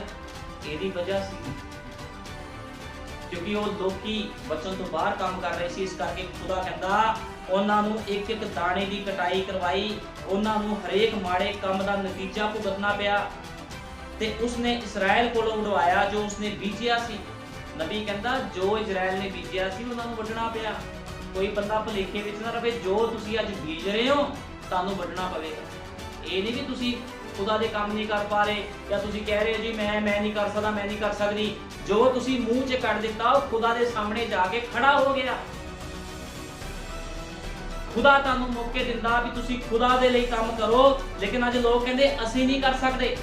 ਇਹ ਸਭ ਖੁਦਾ ਦੇ ਸਾਹਮਣੇ ਖੜਾ ਹੋ ਗਿਆ ਹੈ। ਤੇ ਨਬੀ ਕਹਿੰਦਾ ਹਰੇਕ ਮਾੜੇ ਕੰਮ ਦਾ ਤੁਹਾਨੂੰ ਭੁਗਤਾਨ ਕਰਨਾ ਪਵੇਗਾ। ਖੁਦਾ ਤੁਹਾਨੂੰ ਇਸਤੇਮਾਲ ਕਰ ਰਿਹਾ। ਹੁਣ ਤੁਹਾਨੂੰ ਪਤਾ ਲੋਕ ਕਹਿ ਦਿੰਦੇ ਆ ਅਸੀਂ ਥੋੜੀ ਇਕੱਲੇ ਬੈਠੇ ਕਲੀਸਿਆ 'ਚ ਖੁਦਾ ਦੇ ਕੰਮ ਕਰਨ ਨੂੰ, ਹੋਰ ਕਲੀਸਿਆ ਹੋਊਗੀ ਤੇ ਉਹ ਕਰੂਗੀ, ਅਸੀਂ ਥੋੜੀ ਬੋਝ ਲੈ ਸਕਦੇ। ਮੈਂ ਤੁਹਾਨੂੰ ਦੱਸਣਾ ਚਾਹੁੰਦਾ, ਵਿਧਵਾ ਔਰਤ ਨੇ ਨਹੀਂ ਸੀ ਕਿਹਾ ਵੀ ਪ੍ਰਭੂ ਪੂਰੇ ਦੇਸ਼ ਦੇ ਵਿੱਚ ਮੈਂ ਹੀ ਬਚੀ ਇਕੱਲੀ, ਹੋਰ ਵੀ ਬੜੇ ਅਮੀਰ ਲੋਕ ਆ, ਮੈਨੂੰ ਕੱਲ ਹੀ ਮੇਰੇ ਕੋਲ ਕੱਲ ਹੀ ਏਲੀਆ ਨਬੀ ਨੂੰ ਭੇਜ ਦਿੱਤਾ ਵੀ ਮੈਂ ਇਹਨੂੰ ਰੋਟੀ ਖਵਾਵਾਂ। ਲੇਕਿਨ ਤੁਸੀਂ ਦੇਖੋ ਜਿਹਦੇ ਕੋਲ ਖੁਦਾ ਨੇ ਕੰਮ ਲੈਣਾ ਉਹਦੇ ਕੋਲੋਂ ਹੀ ਖੁਦਾ ਨੇ ਕੰਮ ਲੈਣਾ ਆ, ਉਹਦੇ ਕੋਲੋਂ ਹੀ ਖੁਦਾ ਨੇ ਕੰਮ ਲੈਣਾ ਹੈ। ਅੱਜ ਬੰਦਾ ਸੋਚਦਾ ਵੀ ਮੈਨੂੰ ਖੁਦਾ ਨੇ ਡਿਊਟੀ ਲਾਤੀ ਜੀ, ਮੈਂ ਠੇਕਾ ਲਿਆ ਖੁਦਾ ਦੇ ਕੰਮ ਕਰਨ ਦਾ। ਉਹ ਤੁਸੀਂ ਮੁਬਾਰਕ ਹੋ ਜੇ ਖੁਦਾ ਤੁਹਾਨੂੰ ਠੇਕਾ ਦੇ ਰਿਹਾ ਉਹਦੇ ਕੰਮ ਕਰਨ ਦਾ। ਜੇ ਖੁਦਾ ਤੁਹਾਨੂੰ ਇਸਤੇਮਾਲ ਕਰਨਾ ਚਾਹ ਰਿਹਾ ਤਾਂ ਤੁਸੀਂ ਮੁਬਾਰਕ ਹੋ। ਫਿਰ ਤੁਹਾਨੂੰ ਤੇ ਹੱਸ ਕੇ ਭੱਜ ਕੇ ਖੁਦਾ ਦੇ ਕੰਮਾਂ ਨੂੰ ਕਰਨਾ ਚਾਹੀਦਾ। ਤੇ ਲੋਕ ਕਹਿੰਦੇ ਲੈ ਕਲੀਸਿਆ 'ਚ ਅਸੀਂ ਬੈਠੇ ਬਸ ਕੰਮ ਕਰੋ, ਹੋਰ ਕਲੀਸਿਆ ਨਹੀਂ ਕਰ ਸਕਦੀ ਆ ਕੇ ਕੰਮ। ਇਹ ਫਿਰ ਵਿਧਵਾ ਔਰਤ ਵੀ ਕਹਿ ਦਿੰਦੀ ਵੀ ਮੈਂ ਤਾਂ ਗਰੀਬ ਆ, ਮੇਰੇ ਕੋਲ ਕੱਲ ਹੀ ਭੇਜ ਰਿਹਾ ਪ੍ਰਭੂ ਤੈਨੂੰ। ਲੇਕਿਨ ਇਸਨੇ ਕੀ ਕੀਤਾ? ਨਬੀ ਕਹਿੰਦਾ ਇਹ ਚੁਣੀ ਹੋਈ ਸੀ, ਖੁਦਾ ਨੇ ਇਹਦੇ ਕੋਲੋਂ ਹੀ ਕੰਮ ਲੈਣਾ ਸੀ, ਚਾਹੇ ਉਹ ਵਿਧਵਾ ਸੀ, ਚਾਹੇ ਉਹ ਗਰੀਬਣੀ ਸੀ। ਖੁਦਾ ਨੇ ਇਹਨੂੰ ਹੀ ਇਸਤੇਮਾਲ ਕਰਨਾ ਸੀ। ਹੋ ਸਕਦਾ ਅੱਜ ਖੁਦਾ ਤੁਹਾਨੂੰ ਹੀ ਇਸਤੇਮਾਲ ਕਰਨਾ ਚਾਹੁੰਦਾ ਹੋਵੇ ਤੇ ਤੁਸੀਂ ਆਪਣੇ ਮੌਕੇ ਨੂੰ ਕਿਉਂ ਗਵਾਉਂਦੇ ਹੋ? ਤੁਹਾਨੂੰ ਖੁਦਾ ਦੇ ਕੰਮ ਰੱਜ ਕੇ ਭੱਜ ਕੇ ਕਰਨੇ ਚਾਹੀਦੇ ਆ, ਕਿਉਂਕਿ ਕੁਝ ਨਹੀਂ ਪਤਾ ਇਸ ਧਰਤੀ ਦਾ ਨਾਸ਼ ਕਦੋਂ ਹੋ ਜਾਵੇ। ਆਪਣੇ ਜੀਵਨ ਨੂੰ ਖੁਦਾ ਨੂੰ ਸਮਰਪਿਤ ਕਰ ਦਵੋ। ਖੁਦਾ ਨੂੰ ਪੱਕੀ ਤਰ੍ਹਾਂ ਜਾਣ ਲਓ ਵੀ ਖੁਦਾ ਕੀ ਆ। ਖੁਦਾ ਹਮੇਸ਼ਾ ਆਪਣੇ ਲੋਕਾਂ ਨੂੰ ਇਸਤੇਮਾਲ ਕਰਦਾ, ਇਸ ਗੱਲ ਨੂੰ ਯਾਦ ਰੱਖਣਾ ਹੈ। ਉਹਨੂੰ ਆਉਣ ਜਾਣ ਵਾਲੇ ਲੋਕ ਨਹੀਂ ਚਾਹੀਦੇ, ਉਹਨੂੰ ਇਸਤੇਮਾਲ ਹੋਣ ਵਾਲੇ ਲੋਕ ਚਾਹੀਦੇ, ਜਿਹੜੇ ਉਹਦੇ ਲਈ ਇਸਤੇਮਾਲ ਹੋਣ। ਉਹ ਲੋਕ ਉਹਨੂੰ ਚਾਹੀਦੇ ਆ। ਉਸਨੇ ਇਸਰਾਇਲ ਕੋਲੋਂ ਸਭ ਕੁਝ ਉਡਵਾਇਆ ਜੋ ਉਸਨੇ ਬੀਜਿਆ ਸੀ, ਤੇ ਉਹ ਸਾਡੇ ਕੋਲੋਂ ਵੀ ਵਡਵਾਏਗਾ। ਹੁਣ ਨਬੀ ਉਸ ਬੀਤੇ ਹੋਏ ਸਮੇਂ ਦੀ ਗੱਲ ਨਹੀਂ ਕਰ ਰਿਹਾ ਵੀ ਉਹ ਨਬੀ ਬੀਤੇ ਹੋਏ ਸਮੇਂ ਦੀ ਗੱਲ ਕਰ ਰਿਹਾ ਵੀ ਇਸਰਾਇਲੀਆਂ ਕੋਲੋਂ ਉਹਨੇ ਵਡਵਾਇਆ ਸੀ। ਉਹ ਕਹਿੰਦਾ ਤੁਹਾਡੇ ਕੋਲ ਅੱਜ ਇਸ ਸਮੇਂ ਦੇ ਵਿੱਚ ਵੀ ਜੇ ਤੁਸੀਂ ਕੁਝ ਨਹੀਂ ਖੁਦਾ ਲਈ ਕਰ ਰਹੇ ਜਾਂ ਤੁਸੀਂ ਕੁਝ ਗਲਤ ਬੀਜ ਰਹੇ ਹੋ, ਤੁਹਾਡੇ ਕੋਲੋਂ ਵੀ ਵਡਵਾਏਗਾ। ਕਹਿੰਦਾ ਤੇ ਉਹ ਸਾਡੇ ਕੋਲੋਂ ਵੀ ਵਡਵਾਏਗਾ ਜੋ ਅਸੀਂ ਬੀਜਾਂਗੇ। ਜੋ ਤੁਸੀਂ ਬੀਜੋਗੇ ਤੁਹਾਨੂੰ ਵੱਢਣਾ ਪੈਣਾ। ਅੱਜ ਨਹੀਂ, ਰੁਕ ਜਾਓ, 2 ਮਹੀਨੇ ਬਾਅਦ 3 ਮਹੀਨੇ ਬਾਅਦ ਤੁਹਾਨੂੰ ਉਹ ਸਾਰਾ ਕੁਝ ਵੱਢਣਾ ਹੀ ਪੈਣਾ ਹੈ। ਕੋਈ ਚਿੰਤਾ ਵਾਲੀ ਗੱਲ ਨਹੀਂ। ਉਹ ਉਸ ਕਿਸੇ ਦਾ ਵੀ ਪੱਖਪਾਤ ਨਹੀਂ ਕਰਦਾ। ਨਬੀ ਕਹਿੰਦਾ ਉਹ ਕਿਸੇ ਦਾ ਪੱਖਪਾਤ ਨਹੀਂ ਕਰਦਾ ਵੀ ਉਹਨੇ ਇਜ਼ਰਾਈਲੀਆਂ ਨੂੰ ਸਜ਼ਾ ਦਿੱਤੀ ਤੁਹਾਨੂੰ ਨਹੀਂ ਦੇਵੇਗਾ। ਉਹ ਕਹਿੰਦਾ ਉਹਦੇ ਲਈ ਸਭ ਬਰਾਬਰ ਆ। ਜਿਹੜਾ ਬੰਦਾ ਕੋਈ ਗਲਤ ਕੰਮ ਕਰਦਾ ਉਹਨੇ ਕਿਸ ਨੂੰ ਬਖਸ਼ਣਾ ਨਹੀਂ, ਕਿਸ ਨੂੰ ਛੱਡਣਾ ਨਹੀਂ ਆ। ਠੀਕ ਹੈ ਨਾ? ਇਸ ਗੱਲ ਨੂੰ ਹਮੇਸ਼ਾ ਯਾਦ ਰੱਖਣਾ ਆ। ਔਰ ਨਬੀ ਕਹਿੰਦਾ ਕਈ ਵਾਰ ਵਿਸ਼ਵਾਸ ਵੱਡੇ ਕੰਮ ਕਰਦਾ ਹੈ, कई बार बंदा कहता जी मैं तो खुदा ते विश्वास करदा आ, नबी कहता विश्वास ਵੱਡੇ ਵੱਡੇ ਕੰਮ ਕਰਦਾ ਹੈ। ਕਹਿੰਦਾ ਬਥੇਰੇ ਉਸ ਦਿਨ ਆਉਣਗੇ ਅਤੇ ਕਹਿਣਗੇ ਅਸੀਂ ਤੇਰੇ ਨਾਮ ਵਿੱਚ ਇਹ ਨਹੀਂ ਕੀਤਾ ਉਹ ਨਹੀਂ ਕੀਤਾ, ਅਤੇ ਮੈਂ ਉਹਨਾਂ ਨੂੰ ਆਖਾਂਗਾ ਮੇਰੇ ਕੋਲੋਂ ਦੂਰ ਹੋ ਜਾਓ ਕੁਕਰਮੀਓ। ਅੱਜ ਕਿੰਨੇ ਲੋਕ ਨੇ ਮਿਸ਼ਨਾਂ ਜਥੇਬੰਦੀਆਂ ਦੇ ਵਿੱਚ ਜਿਹੜੇ ਕਹਿੰਦੇ ਪ੍ਰਾਰਥਨਾ ਬੜੀ ਹੁੰਦੀ ਹੈ ਮਿਸ਼ਨਾਂ ਜਥੇਬੰਦੀਆਂ ਵਿੱਚ, ਤੁਸੀਂ ਲੋਕਾਂ ਦੇ ਜਾਓ 10-10 ਘੰਟੇ 12-12 ਘੰਟੇ ਪ੍ਰਾਰਥਨਾ ਤੋਂ ਨਹੀਂ ਉੱਠਦੇ, ਲੇਕਿਨ ਨਬੀ ਕਹਿੰਦਾ ਵਿਸ਼ਵਾਸ ਵੱਡੇ ਵੱਡੇ ਕੰਮ ਕਰਦਾ ਆ। ਲੇਕਿਨ ਖੁਦਾ ਕਹਿੰਦਾ ਮੈਂ ਉਸ ਦਿਨ ਉਹਨਾਂ ਨੂੰ ਆਖਾਂਗਾ ਹੇ ਕੁਕਰਮੀਓ ਮੇਰੇ ਕੋਲੋਂ ਦੂਰ ਚਲੇ ਜਾਓ, ਮੈਂ ਤੁਹਾਨੂੰ ਜਾਣਦਾ ਹੀ ਨਹੀਂ। ਤੇ ਫਿਰ ਖੁਦਾ ਦੇ ਵਚਨ 'ਚ ਇਹ ਵੀ ਲਿਖਿਆ ਆ ਜਿਹਨੂੰ ਵਧੇਕ ਦਿੱਤਾ ਗਿਆ ਉਸ ਨੂੰ ਵਧੇਕ ਸਜ਼ਾ ਵੀ ਮਿਲੇਗੀ। ਜੇ ਕੋਈ ਅੱਜ ਬੰਦਾ ਸੋਚਦਾ ਮੈਂ ਸੰਦੇਸ਼ ਵਿੱਚ ਆ ਕੇ ਬਚ ਗਿਆ, ਤੁਸੀਂ ਬਚੇ ਨਹੀਂ, ਤੁਸੀਂ ਫਸ ਗਏ। ਇਹ ਉਹ ਰਸਤਾ ਆ ਜਿੱਥੇ ਤੁਸੀਂ ਵਾਪਸ ਨਹੀਂ ਭੱਜ ਸਕਦੇ, ਤੁਹਾਨੂੰ ਵਚਨ ਤੇ ਚੱਲਣਾ ਹੀ ਪੈਣਾ, ਨਹੀਂ ਤਾਂ ਫਿਰ ਮੌਤ ਹੈ। ਜਾਂ ਤਾਂ ਤੁਹਾਨੂੰ ਜੀਵਨ 'ਚ ਪ੍ਰਵੇਸ਼ ਕਰਨਾ ਪੈਣਾ ਜਾਂ ਤੁਹਾਨੂੰ ਮੌਤ ਦੇ ਵਿੱਚ ਪ੍ਰਵੇਸ਼ ਕਰਨਾ। ਹੁਣ ਭੱਜਣ ਦਾ ਕੋਈ ਰਸਤਾ ਹੀ ਨਹੀਂ ਹੈ, ਭੱਜੋਗੇ ਕਿੱਥੇ? ਬੜੇ ਲੋਕਾਂ ਨੇ ਆ ਕੇ ਸਾਨੂੰ ਇੱਥੇ ਗਿਆ ਚਰਚ ਵਿੱਚ, ਅਸੀਂ ਤਾਂ ਫਸ ਗਏ। ਮੈਂ ਕਿਹਾ ਹਾਂ ਤੁਸੀਂ ਫਸ ਗਏ ਕਿਉਂਕਿ ਯੀਸ਼ੂ ਮਸੀਹ ਨੇ ਕੁੰਡੀ ਲਾਈ ਤੇ ਤੁਹਾਨੂੰ ਫਸਾ ਲਿਆ। ਜਾਂ ਤਾਂ ਤੁਸੀਂ ਖੁਦਾ ਦੇ ਵੱਲ ਹੋ ਜਾਓ, ਉਹਨੂੰ ਜੀਵਨ ਸਮਰਪਿਤ ਕਰ ਦਿਓ, ਜਾਂ ਫਿਰ ਮੌਤ ਵਿੱਚ ਚਲੇ ਜਾਓ। ਇੱਕੋ ਹੀ ਕੰਮ ਹੋ ਸਕਦਾ, ਜਾਂ ਤਾਂ ਖੁਦਾ ਜਾਂ ਫਿਰ ਸੰਸਾਰ, ਜਾਂ ਤਾਂ ਯੀਸ਼ੂ ਮਸੀਹ ਜਾਂ ਤੁਹਾਡੀ ਰਿਸ਼ਤੇਦਾਰੀਆਂ। ਕਰ ਲੋ ਇਹਨੂੰ ਖੁਸ਼ ਕਰਨਾ, ਜਾਂ ਤਾਂ ਸੰਦੇਸ਼ 'ਚ ਚੱਲੋ ਜਾਂ ਆਪਣੇ ਰਿਸ਼ਤੇਦਾਰੀਆਂ ਨੂੰ ਖੁਸ਼ ਕਰੋ। ਇਹ ਉਹ ਲਾਈਨ ਨਹੀਂ ਆ ਰਿਸ਼ਤੇਦਾਰੀਆਂ ਖੁਸ਼ ਕਰਕੇ ਆ ਕੇ 3-4 ਮਹੀਨੇ ਬਾਅਦ ਤੇ ਕਹਿਣਾ ਪ੍ਰਭੂ ਹੁਣ ਤੈਨੂੰ ਵੀ ਖੁਸ਼ ਕਰ ਲਈਏ। ਇਹ ਉਹ ਲਾਈਨ ਨਹੀਂ ਆ। ਇਹ ਮੈਂ ਬਾਰ-ਬਾਰ ਦੱਸਣਾ ਚਾਹਨਾ, ਇਹ ਸਮਰਪਿਤ ਲਾਈਨ ਹੈ। ਆਪਣੇ ਆਪ ਦੀ ਸਲੀਬ ਖੁਦ ਚੱਕਣੀ ਪੈਣੀ, ਤੁਹਾਨੂੰ ਆਪਣੀ ਸਲੀਬ ਆਪ ਚੱਕਣੀ ਪੈਣੀ ਆ। ਤੁਸੀਂ ਇਹ ਨਹੀਂ ਕਹਿ ਸਕਦੇ ਮੇਰਾ ਗਵਾਂਢੀ ਮੇਰੀ ਸਲੀਬ ਚੱਕ ਲੂਗਾ। ਜੇ ਖੁਦਾ ਦੇ ਪਿੱਛੇ ਚੱਲਣਾ ਆਪਣੀ ਸਲੀਬ ਚੁੱਕ ਤੇ ਮੇਰੇ ਮਗਰ ਹੋ ਤੁਰ। ਖੁਦਾ ਦਾ ਵਚਨ ਇਹੀ ਕਹਿੰਦਾ ਆਪਣੀ ਸਲੀਬ ਚੁੱਕ। ਤੇ ਸਲੀਬ ਚੁੱਕਣੀ ਕੀ ਆ? ਇਹੀ ਆ ਸਲੀਬ ਚੁੱਕਣਾ। ਜੋ ਤੁਹਾਨੂੰ ਖੁਦਾ ਕਹਿੰਦਾ ਤੁਸੀਂ ਕਰੀ ਜਾਓ, ਸੰਸਾਰ ਵੱਲ ਵੇਖਣਾ ਨਹੀਂ ਆ। ਤੁਹਾਨੂੰ ਕੋਈ ਕੋੜੇ ਮਾਰੇ ਸਲੀਬ ਚੱਕੀ ਆ ਤੁਸੀਂ, ਤੁਹਾਡੇ ਨੂੰ ਕੋਈ ਤੰਗੀਆਂ ਮੁਸੀਬਤਾਂ ਆਈਆਂ, ਕੋਈ ਪਰੇਸ਼ਾਨੀ ਨਹੀਂ, ਤੁਹਾਨੂੰ ਸਿਰਫ ਕੀ ਕਰਨਾ ਖੁਦਾ ਦੇ ਪਿੱਛੇ ਚੱਲੀ ਜਾਣਾ ਹੈ। ਜੇ ਨਹੀਂ ਚੱਲਦੇ ਤੇ ਫਿਰ ਤੁਸੀਂ ਵਿਸ਼ਵਾਸੀ ਨਹੀਂ ਹੋ ਸਕਦੇ। ਇਸ ਗੱਲ ਨੂੰ ਹਮੇਸ਼ਾ ਯਾਦ ਰੱਖਣਾ ਹੈ ਕਿਉਂਕਿ ਵਿਸ਼ਵਾਸੀ ਹਮੇਸ਼ਾ ਖੁਦਾ ਦੇ ਕਹੇ ਅਨੁਸਾਰ ਕਰਦਾ ਹੈ। ਨਬੀ ਕਹਿੰਦਾ ਤੁਹਾਡੇ ਪੈਰੀ ਜੁੱਤੀਆਂ ਦਾ ਜੋੜਾ ਵੀ ਨਹੀਂ ਹੋ ਸਕਦਾ ਵੀ ਤੁਹਾਡੇ ਕੋਲ ਜੁੱਤੀਆਂ ਦਾ ਜੋੜਾ ਵੀ ਨਾ ਹੋਵੇ। ਕਹਿੰਦਾ ਤੁਹਾਡੇ ਕੱਪੜੇ ਪਾਟੇ ਹੋਣ, ਹੋ ਸਕਦਾ ਕਹਿੰਦਾ ਤੁਹਾਡੇ ਕੋਲ ਪੈਰ 'ਚ ਪਾਣ ਲਈ ਜੁੱਤੀਆਂ ਨਾ ਹੋਣ, ਤੁਹਾਡੇ ਕੱਪੜੇ ਵੀ ਪਾਟੇ ਹੋਣ, ਠੀਕ ਹੈ ਨਾ। ਲੇਕਿਨ ਕਹਿੰਦਾ ਤੁਹਾਡੇ ਅੰਦਰ ਕੁਝ ਹੈ ਜੋ ਤੁਹਾਨੂੰ ਉਛਾਲਦਾ ਆ ਖੁਦਾ ਦੇ ਕੰਮ ਕਰਨ ਦੇ ਲਈ, ਠੀਕ ਹੈ ਨਾ। ਸੋ ਮੈਂ ਤਾਂ ਅਜਿਹੀ ਚੀਜ਼ ਪਾਉਣ ਦਾ ਚਾਹਵਾਨ ਹਾਂ ਬਜਾਏ ਸੰਸਾਰਿਕ ਧਨ ਦੌਲਤ ਦੇ। ਕਹਿੰਦਾ ਮੈਂ ਤਾਂ ਖੁਦਾ ਦੀ ਉਸ ਖੁਸ਼ੀ ਨੂੰ ਪਾਣਾ ਚਾਹੁੰਦਾ ਆ ਬਜਾਏ ਧਨ ਦੌਲਤ ਦੇ। ਇਸ ਸੰਸਾਰ ਦਾ ਧਨ ਦੌਲਤ ਨਹੀਂ ਮੈਨੂੰ ਚਾਹੀਦਾ। ਨਬੀ ਕਹਿੰਦਾ ਮੈਂ ਤੇ ਖੁਦਾ ਨੂੰ ਖੁਸ਼ ਕਰਨਾ ਚਾਹੁੰਦਾ। ਤੇ ਅਸੀਂ ਵੀ ਜੋ ਖੁਦਾ ਦੀ ਸੰਤਾਨਾਂ ਹਾਂ, ਇਬਰਾਹਿਮ ਦੀਆਂ ਸੰਤਾਨਾਂ ਹਾਂ, ਸਾਨੂੰ ਕੀ ਕਰਨਾ ਚਾਹੀਦਾ ਆ? ਸਾਨੂੰ ਵੀ ਖੁਦਾ ਨੂੰ ਖੁਸ਼ ਕਰਨਾ ਚਾਹੀਦਾ। ਤੇ ਖੁਦਾ ਨੂੰ ਖੁਸ਼ ਕਰਨ ਦੇ ਲਈ ਕੀ ਕਰਨਾ ਪਵੇਗਾ? ਤੁਹਾਨੂੰ ਵਚਨ ਦੀ ਆਗਿਆਕਾਰੀ ਕਰਨੀ ਪੈਣੀ ਹੈ। ਕਿਉਂਕਿ ਸੰਸਾਰ ਦੇ ਵਿੱਚ ਦੁਸ਼ਟ ਆਤਮੇ ਨੇ ਅਲੱਗ-ਅਲੱਗ ਤਰ੍ਹਾਂ ਦੇ। ਨਬੀ ਨੇ ਕਿਹਾ ਬੱਚਿਆਂ ਨੂੰ ਦੁਸ਼ਟ ਆਤਮਾ ਫੜ ਲੈਂਦਾ ਆ। ਬੱਚੇ ਦੇਖੋ ਵਿਗੜੇ ਪਏ ਆ ਕਈ ਘਰਾਂ ਦੇ ਵਿੱਚ, ਫਿਲਮਾਂ ਦੇਖਦੇ ਆ ਮਸੀਹ ਕਹਿਣ ਵਾਲੇ ਲੋਕਾਂ ਦੀ ਕੁੜੀਆਂ ਕੀ ਕਰਦੀਆਂ? ਜਵਾਨ ਕੁੜੀਆਂ ਸੁਰਮੇ ਪਾਉਂਦੀਆਂ, ਪੈਂਟਾਂ ਪਾਉਂਦੀਆਂ, ਹਰਾਮਕਾਰੀਆਂ ਕਰਦੀਆਂ, ਇਜਬਲਾ ਬਣ ਕੇ ਤੁਰੀਆਂ ਫਿਰਦੀਆਂ ਨੇ। ਨਬੀ ਕਹਿੰਦਾ ਇਹ ਕੰਮ ਕੀ ਆ? ਇਹ ਉਹਨਾਂ ਬੱਚਿਆਂ ਦੇ ਕੰਮ ਆ ਜਿਹੜੇ ਆਪਣੇ ਆਪ ਨੂੰ ਧਰਮੀ ਕਹਿ ਰਹੇ ਹਨ। ਉਹ ਕਹਿੰਦੇ ਅਸੀਂ ਮਸੀਹ ਆ, ਲੇਕਿਨ ਕੰਮ ਦੇਖ ਲਓ ਕਿੱਦਾਂ ਦੇ। ਇਸ ਕਰਕੇ ਖੁਦਾ ਨੇ ਕਿਹਾ ਸੀ ਹੇ ਮੇਰੀ ਪ੍ਰਜਾ ਬਾਬੁਲ ਦੇ ਵਿੱਚੋਂ ਬਾਹਰ ਆ ਜਾ, ਗੜਬੜੀ ਦੇ ਵਿੱਚੋਂ ਬਾਹਰ ਆ ਜਾ। ਉਹਨੇ ਆਪਣੇ ਲੋਕਾਂ ਨੂੰ ਗੜਬੜੀ ਵਿੱਚੋਂ ਇਸ ਕਰਕੇ ਕਿਹਾ ਬਾਹਰ ਆ ਜਾਓ, ਇਹਨਾਂ ਲੋਕਾਂ 'ਚ ਮਿਕਸ ਨਾ ਹੋਵੋ। ਕਿਉਂਕਿ ਜੇ ਤੁਸੀਂ ਗੰਦਗੀ ਵਿੱਚ ਰਹੋਗੇ ਤੇ ਤੁਹਾਡੇ ਉੱਪਰ ਵੀ ਉਹੋ ਜਿਹਾ ਮਸਾ ਆਣਾ। ਕਿਉਂਕਿ ਤੁਹਾਨੂੰ ਪਤਾ ਜਿੱਦਾਂ ਦੀ ਸੰਗਤ ਉਦਾਂ ਦੀ ਰੰਗਤ। ਜੇ ਤੁਸੀਂ ਗਲਤ ਸੰਗਤੀ ਵਾਲੇ ਲੋਕਾਂ ਵਿੱਚ ਰਹਿੰਦੇ ਹੋ ਜਾ ਕੇ, ਤੁਸੀਂ ਕਹਿੰਦੇ ਹੁਣ ਮੈਂ ਛੱਡ ਦਵਾਂ, ਛੱਡਣਾ ਪੈਣਾ। ਗਲਤ ਸੰਗਤਾਂ ਵਾਲੇ ਲੋਕਾਂ ਦੇ ਵਿੱਚ ਰਹਿੰਦੇ, ਤੁਹਾਡੀ ਰੰਗਤ ਵੀ ਉਦਾਂ ਦੀ ਹੋ ਜਾਣੀ ਹੈ, ਤੁਸੀਂ ਵੀ ਉਦਾਂ ਦੇ ਬਣ ਜਾਣਾ, ਮਿਕਸ, ਅੱਧੇ ਸੰਸਾਰਿਕ ਤੇ ਅੱਧੇ ਆਤਮਿਕ। ਤੇ ਖੁਦਾ ਕਹਿੰਦਾ ਇਹੋ ਜਿਹੇ ਲੋਕਾਂ ਨੂੰ ਪ੍ਰਕਾਸ਼ ਦੀ ਪੋਥੀ ਵਿੱਚ ਲਿਖਿਆ ਮੈਂ ਆਪਣੇ ਮੂੰਹ ਦੇ ਵਿੱਚੋਂ ਉਗਲ ਸਿੱਟਾਂਗਾ। ਕਹਿੰਦਾ ਜਾਂ ਤਾਂ ਤੂੰ ਤੱਤਾ ਹੁੰਦਾ ਜਾਂ ਠੰਡਾ ਹੁੰਦਾ ਹੈ, ਜਾਂ ਤਾਂ ਤੁਸੀਂ ਆਤਮਿਕ ਬਣ ਜਾਵੋ ਜਾਂ ਸਰੀਰਕ ਬਣ ਜਾਵੋ, ਦੋਗਲੇ ਨਾ ਬਣੋ। ਖੁਦਾਵੰਦ ਦੋਗਲੇ ਲੋਕਾਂ ਨੂੰ ਪਸੰਦ ਨਹੀਂ ਕਰਦਾ। ਖੁਦਾਵੰਦ ਨੇ ਇਸ ਕਰਕੇ ਕਿਹਾ ਮੇਰੀ ਪ੍ਰਜਾ ਬਾਬਲ ਦੇ ਵਿੱਚੋਂ ਬਾਹਰ ਆ ਜਾਵੇ। ਖੁਦਾ ਨੂੰ ਦੋਗਲੇ ਲੋਕ ਨਹੀਂ ਚਾਹੀਦੇ, ਉਹਨੂੰ ਸਮਰਪਿਤ ਲੋਕ ਚਾਹੀਦੇ।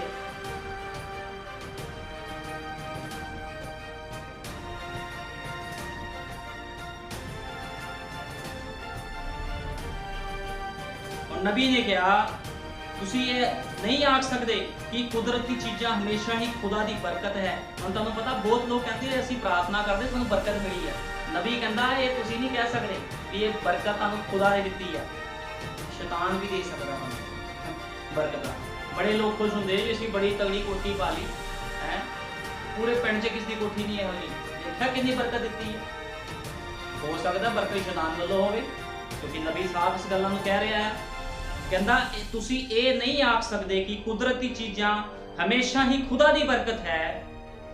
दाऊद ने एहो ही प्रभु नू आख्या कि उसने दुष्ट नू नदी दे किनारे लगे हुए अते दरख्त दी न्याई फलदे फुलदे वेख्या। वो कहता दाऊद ने खुदा नू कहा सीगा भी दुष्ट नू उसने नदी दे किनारे फलदे फुलदे हुए देखा है, वधदे हुए देखा है। पर खुदा ने उसनू पूछा कि तू उसका अंत वेख्या है? कोई गल नहीं, असी किन्ने चंगे वस्त्र पाउंदे हां, किन्ना चंगा असी खांदे पींदे हां। ये वो सब नहीं है जो खुदा दी हजूरी विच जांदा है। तुसी किन्ने वधिया खाने पीने हो, तुसी किन्ना की कुछ कर रहे हो, कहंदा ये वो नहीं है जो खुदा दी हजूरी विच जांदा है।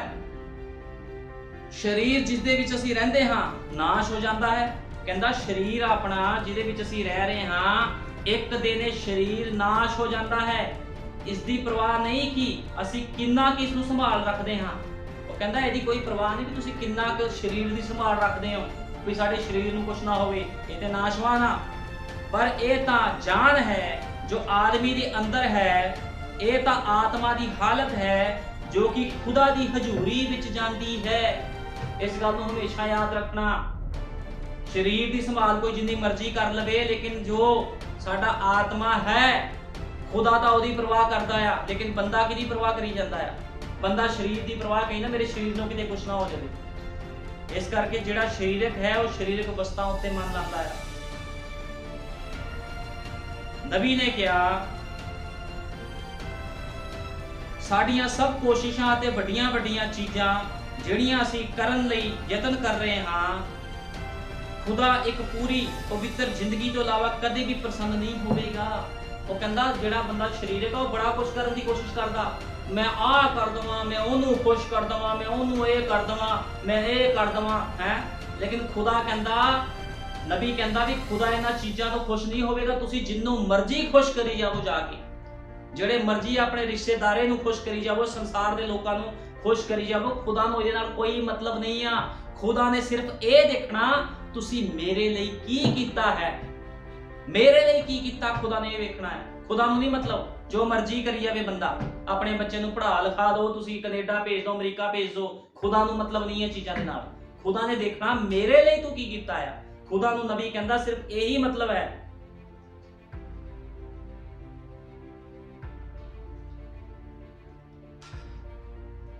इस करके अपने आप नू नबी कहंदा समर्पित कर दवो। और नबी ने कहा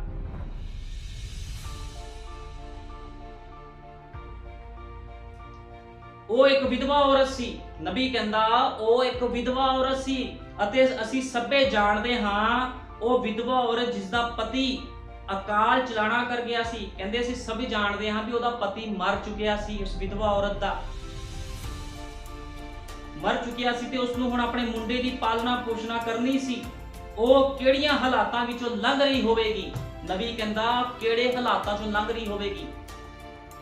जिहदे घर रोटी खाण नूं ना होवे, एक विधवा औरत होवे दा बच्चा होवे छोटा जिहा, ते किद्दां दे हालात होणगे उस घर दे। कदे सोच के वेखो किद्दां दा हालात, किद्दां दी कंडीशन रही होवेगी उस घर दी। नबी कहंदा जिदा पति मर गया होवे, एक बच्चा ओदा छोटा जिहा होवे, ओदी पालन पोषणा वो कर रही होवे, ते किद्दां दे हालात दे विचों औरत लंघ लई होवेगी। अते उन्हां देशां दे अंदर लोग अपणियां फसलां उत्ते निर्भर करदे सी।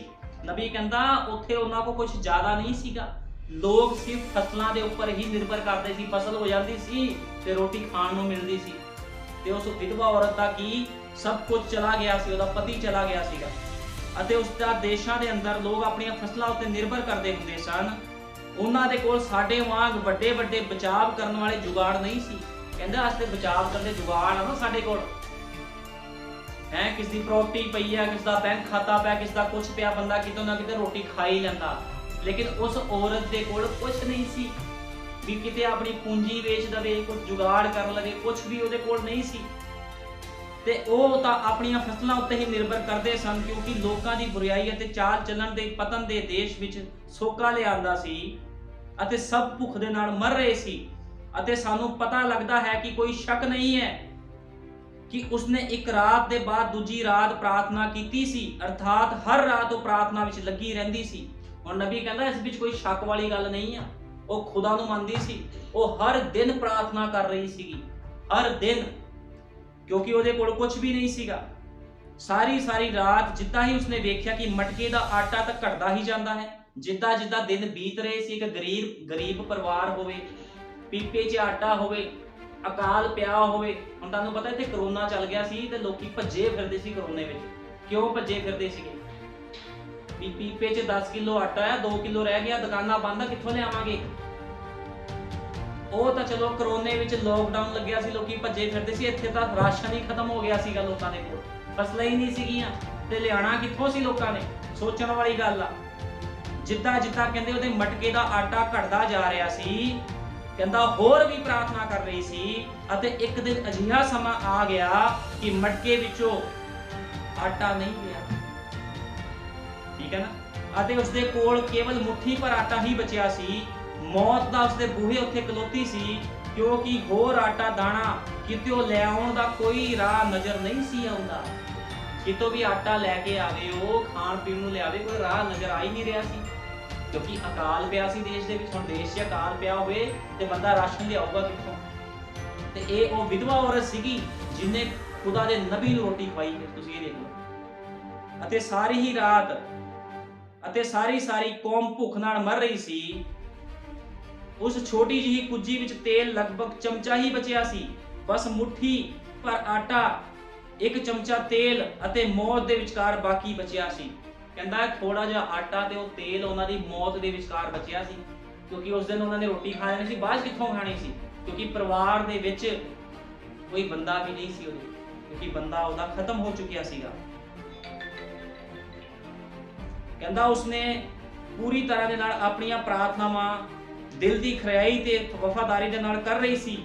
ਭਲਾ ਜੇ ਅਜਿਹੀ ਹਾਲਤ ਤੁਹਾਡੇ ਕਰਦੀ ਹੋ ਜਾਵੇ ਤਾਂ ਫਿਰ ਅਸੀਂ ਕਿੰਨੇ ਕੇ ਵਫਾਦਾਰ ਹੋਵਾਂਗੇ। ਨਬੀ ਕਹਿੰਦਾ ਜੇ ਤੁਹਾਡੇ ਘਰ ਦੀ ਹਾਲਾਤ ਇਹੋ ਜਿਹੇ ਹੋ ਜਾਣ ਤੇ ਫਿਰ ਤੁਹਾਨੂੰ ਖੁਦਾ ਕਵੇ ਕਰੋ ਖੁਦਾ ਦਾ ਕੰਮ, ਫਿਰ ਕੀ ਕਰੋਗੇ ਤੁਸੀਂ?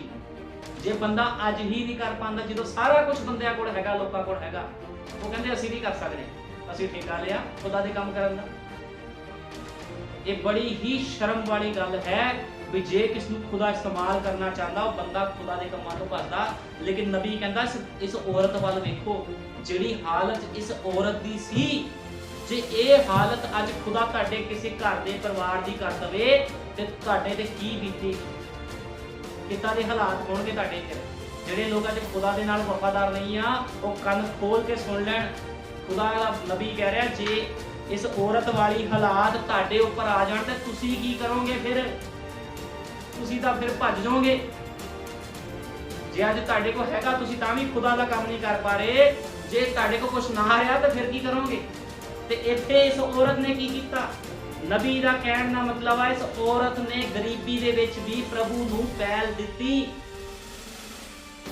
ਪ੍ਰਭੂ ਨੂੰ ਉਹਨੇ ਪਹਿਲ ਦਿੱਤੀ।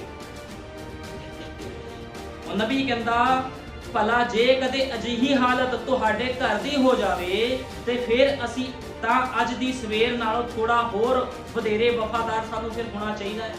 ਤੁਹਾਨੂੰ ਕਹਿੰਦਾ ਹੋਰ ਵਫਾਦਾਰ ਹੋਣਾ ਚਾਹੀਦਾ ਪ੍ਰਭੂ ਦੇ ਨਾਲ। ਜਦ ਕਿ ਅਸੀਂ ਜਾਣਦੇ ਹਾਂ ਕਿ ਮੌਤ ਤਾਂ ਬੂਹੇ ਉੱਤੇ ਖੜੀ ਹੈ।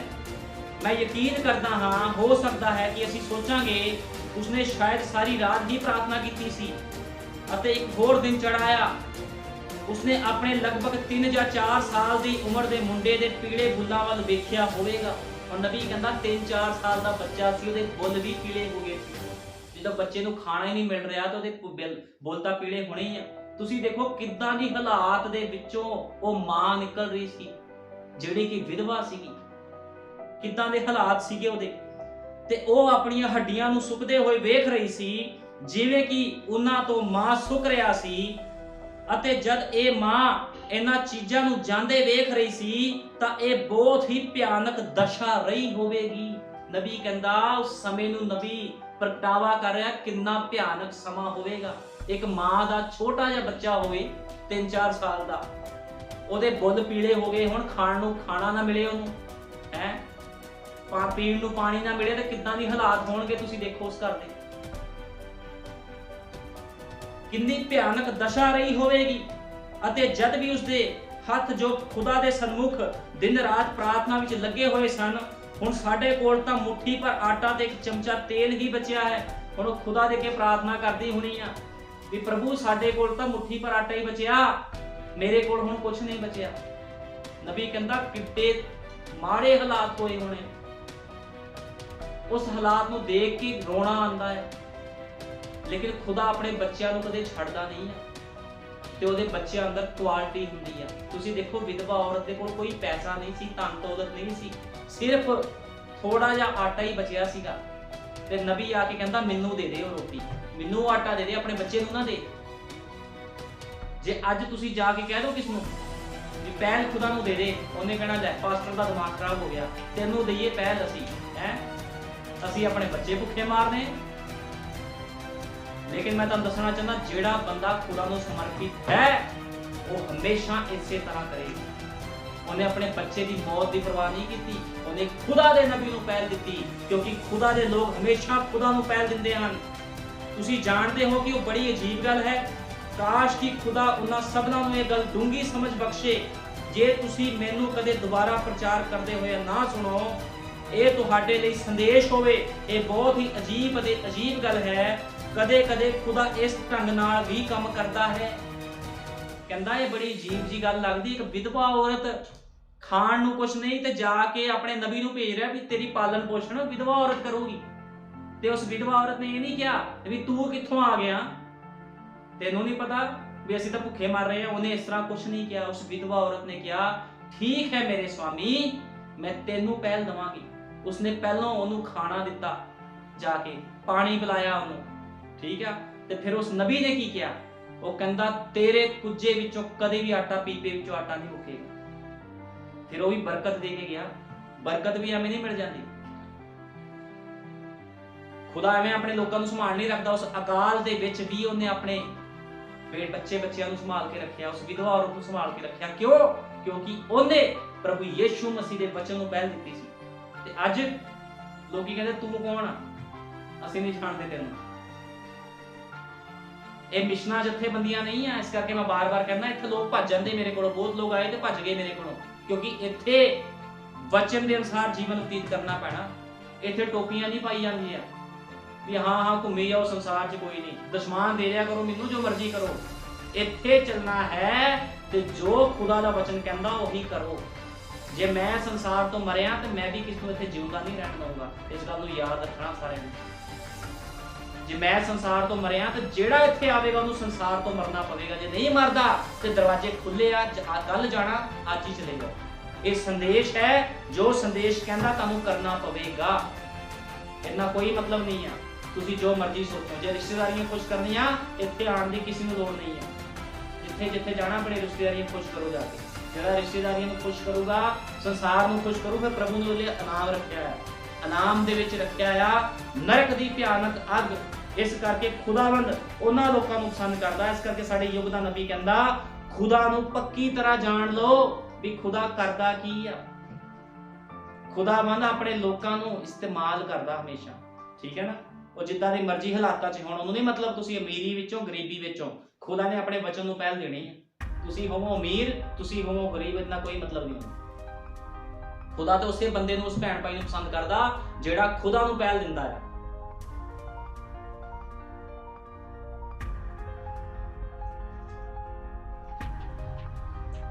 ਹੁਣ ਮੈਂ ਤੁਹਾਨੂੰ ਦੱਸਣਾ ਚਾਹੁੰਦਾ ਆ ਤੁਹਾਨੂੰ ਪਤਾ ਇੱਕ ਅਮੀਰ ਆਦਮੀ ਸੀਗਾ, ਅਮੀਰ ਆਦਮੀ ਪ੍ਰਭੂ ਦੇ ਕੋਲ ਆਇਆ।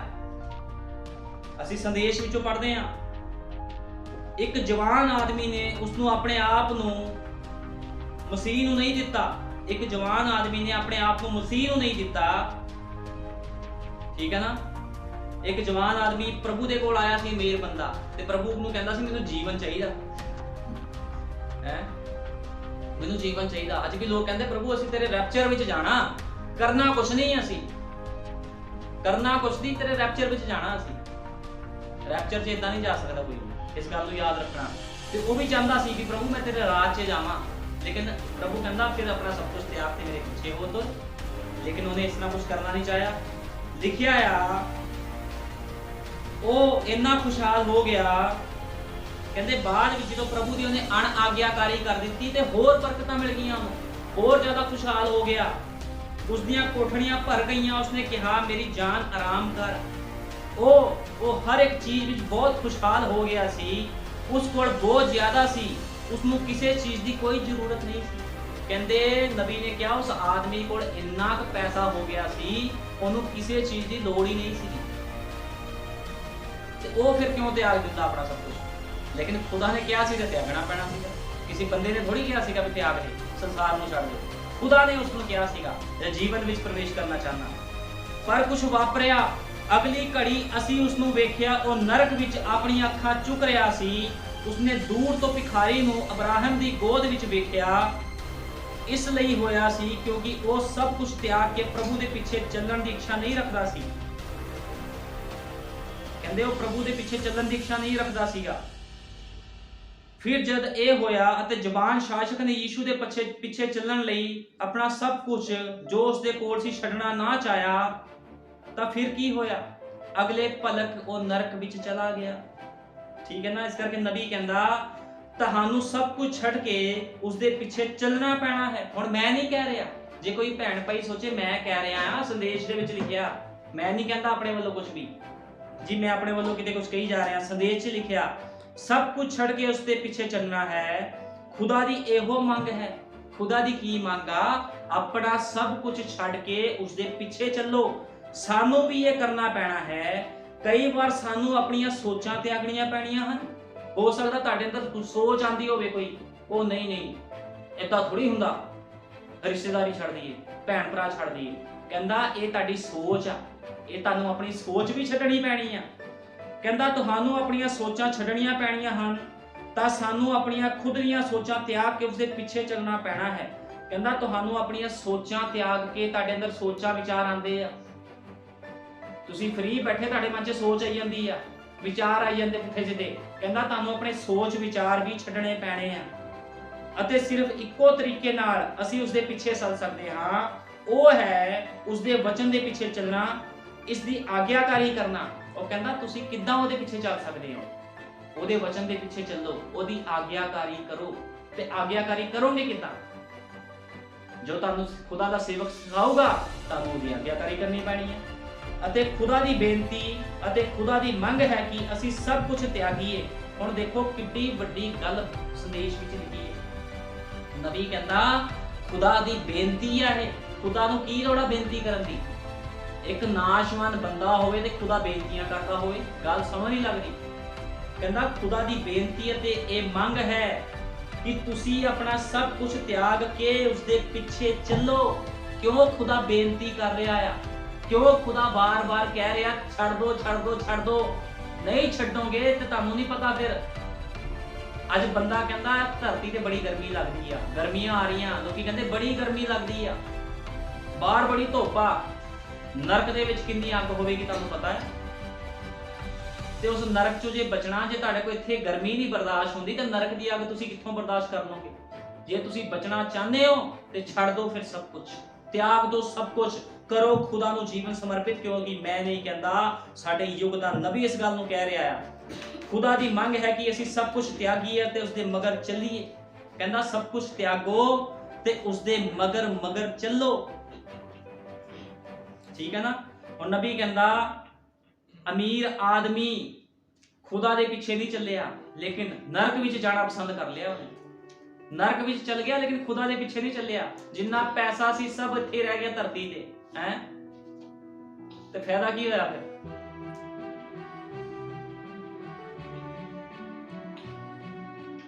ਨਬੀ ਕਹਿੰਦਾ ਆ, ਅਸੀਂ ਜੇ ਮੂਸਾ ਵੱਲ ਵੇਖਦੇ ਆ, ਮੂਸਾ ਦੇ ਕੋਲ ਕਿੰਨਾ ਖਜ਼ਾਨਾ ਸੀ ਮਿਸਰ ਦਾ, ਲੇਕਿਨ ਜਦੋਂ ਖੁਦਾ ਨੇ ਕਿਹਾ ਮੂਸਾ ਮੇਰੇ ਕੰਮਾਂ ਨੂੰ ਕਰ, ਤੇ ਮੂਸਾ ਨੇ ਸਭ ਕੁਝ ਛੱਡਿਆ, ਉਸ ਮਿਸਰ ਦੇ ਖਜ਼ਾਨੇ ਨੂੰ ਛੱਡਿਆ ਤੇ ਕਿੱਥੇ ਚਲਾ ਗਿਆ? ਖੁਦਾ ਦੀ ਆਗਿਆਕਾਰੀ ਕਰਨ ਦੇ ਲਈ ਚਲਾ ਗਿਆ। ਠੀਕ ਹੈ ਨਾ? ਹੁਣ ਅਸੀਂ ਦੇਖਦੇ ਆ ਅਲੀਸ਼ਾ ਨੂੰ, ਅਲੀਸ਼ਾ ਖੇਤੀਬਾੜੀ ਕਰਦਾ ਸੀ, ਅਲੀਸ਼ਾ ਨੇ ਖੇਤੀਬਾੜੀ ਛੱਡੀ ਤੇ ਏਲੀਆ ਦੇ ਮਗਰ ਚੱਲ ਪਿਆ। ਅਲੀਸ਼ਾ ਨੇ ਸਭ ਕੁਝ ਤਿਆਗਿਆ ਤੇ ਏਲੀਆ ਦੇ ਮਗਰ ਤੁਰ ਪਿਆ ਤੇ ਏਲੀਆ ਉਹਨੂੰ ਕਹਿੰਦਾ ਤੂੰ ਇੱਥੇ ਠਹਿਰ ਜਾ, ਮੈਂ ਅੱਗੇ ਹੋ ਕੇ ਆਣਾ। ਉਹ ਕਹਿੰਦਾ ਜਿਉਂਦੇ ਯਹੋਵਾ ਦੀ ਸੌਂ ਮੈਂ ਤੈਨੂੰ ਨਹੀਂ ਛੱਡੂੰਗਾ। ਹੁਣ ਤੇ ਅੱਜ ਲੋਕ ਕਹਿੰਦੇ ਕੋਈ ਨਹੀਂ ਛੱਡ ਦਿੰਦੇ ਆ, ਛੱਡ ਦੋ, ਫਿਰ ਜੇ ਛੱਡ ਦੋਗੇ ਕੁਝ ਪ੍ਰਾਪਤ ਨਹੀਂ ਕਰੋਗੇ। ਲੇਕਿਨ ਜੇ ਤੁਹਾਡੇ ਅੰਦਰ ਏਲੀਆ ਵਾਲਾ ਆਤਮਾ ਹੈ, ਅਲੀਸ਼ਾ ਵਾਲਾ ਉਹ ਆਤਮਾ ਹੈ, ਤੇ ਤੁਸੀਂ ਵੀ ਕਹੋਗੇ ਮੈਂ ਆਪਣੇ ਸੇਵਕ ਨੂੰ ਕਦੇ ਨਹੀਂ ਛੱਡਣਾ। ਕਿਉਂਕਿ ਅਲੀਸ਼ਾ ਕੀ ਕਹਿੰਦਾ ਸੀਗਾ ਏਲੀਆ ਨੂੰ?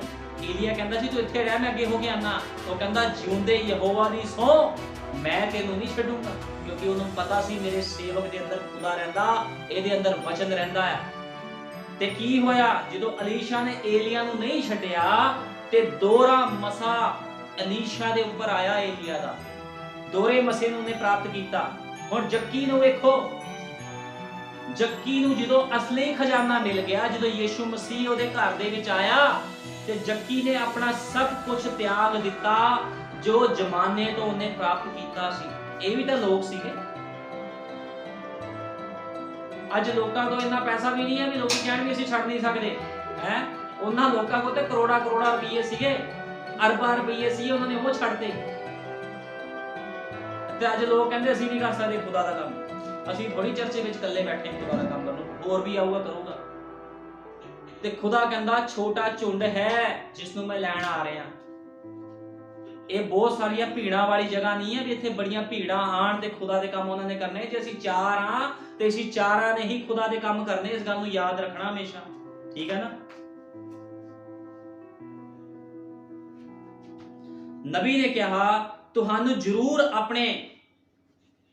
ਆਪਣੇ ਵਿਚਾਰਾਂ ਨੂੰ ਤਿਆਗਣਾ ਪੈਣਾ ਹੈ।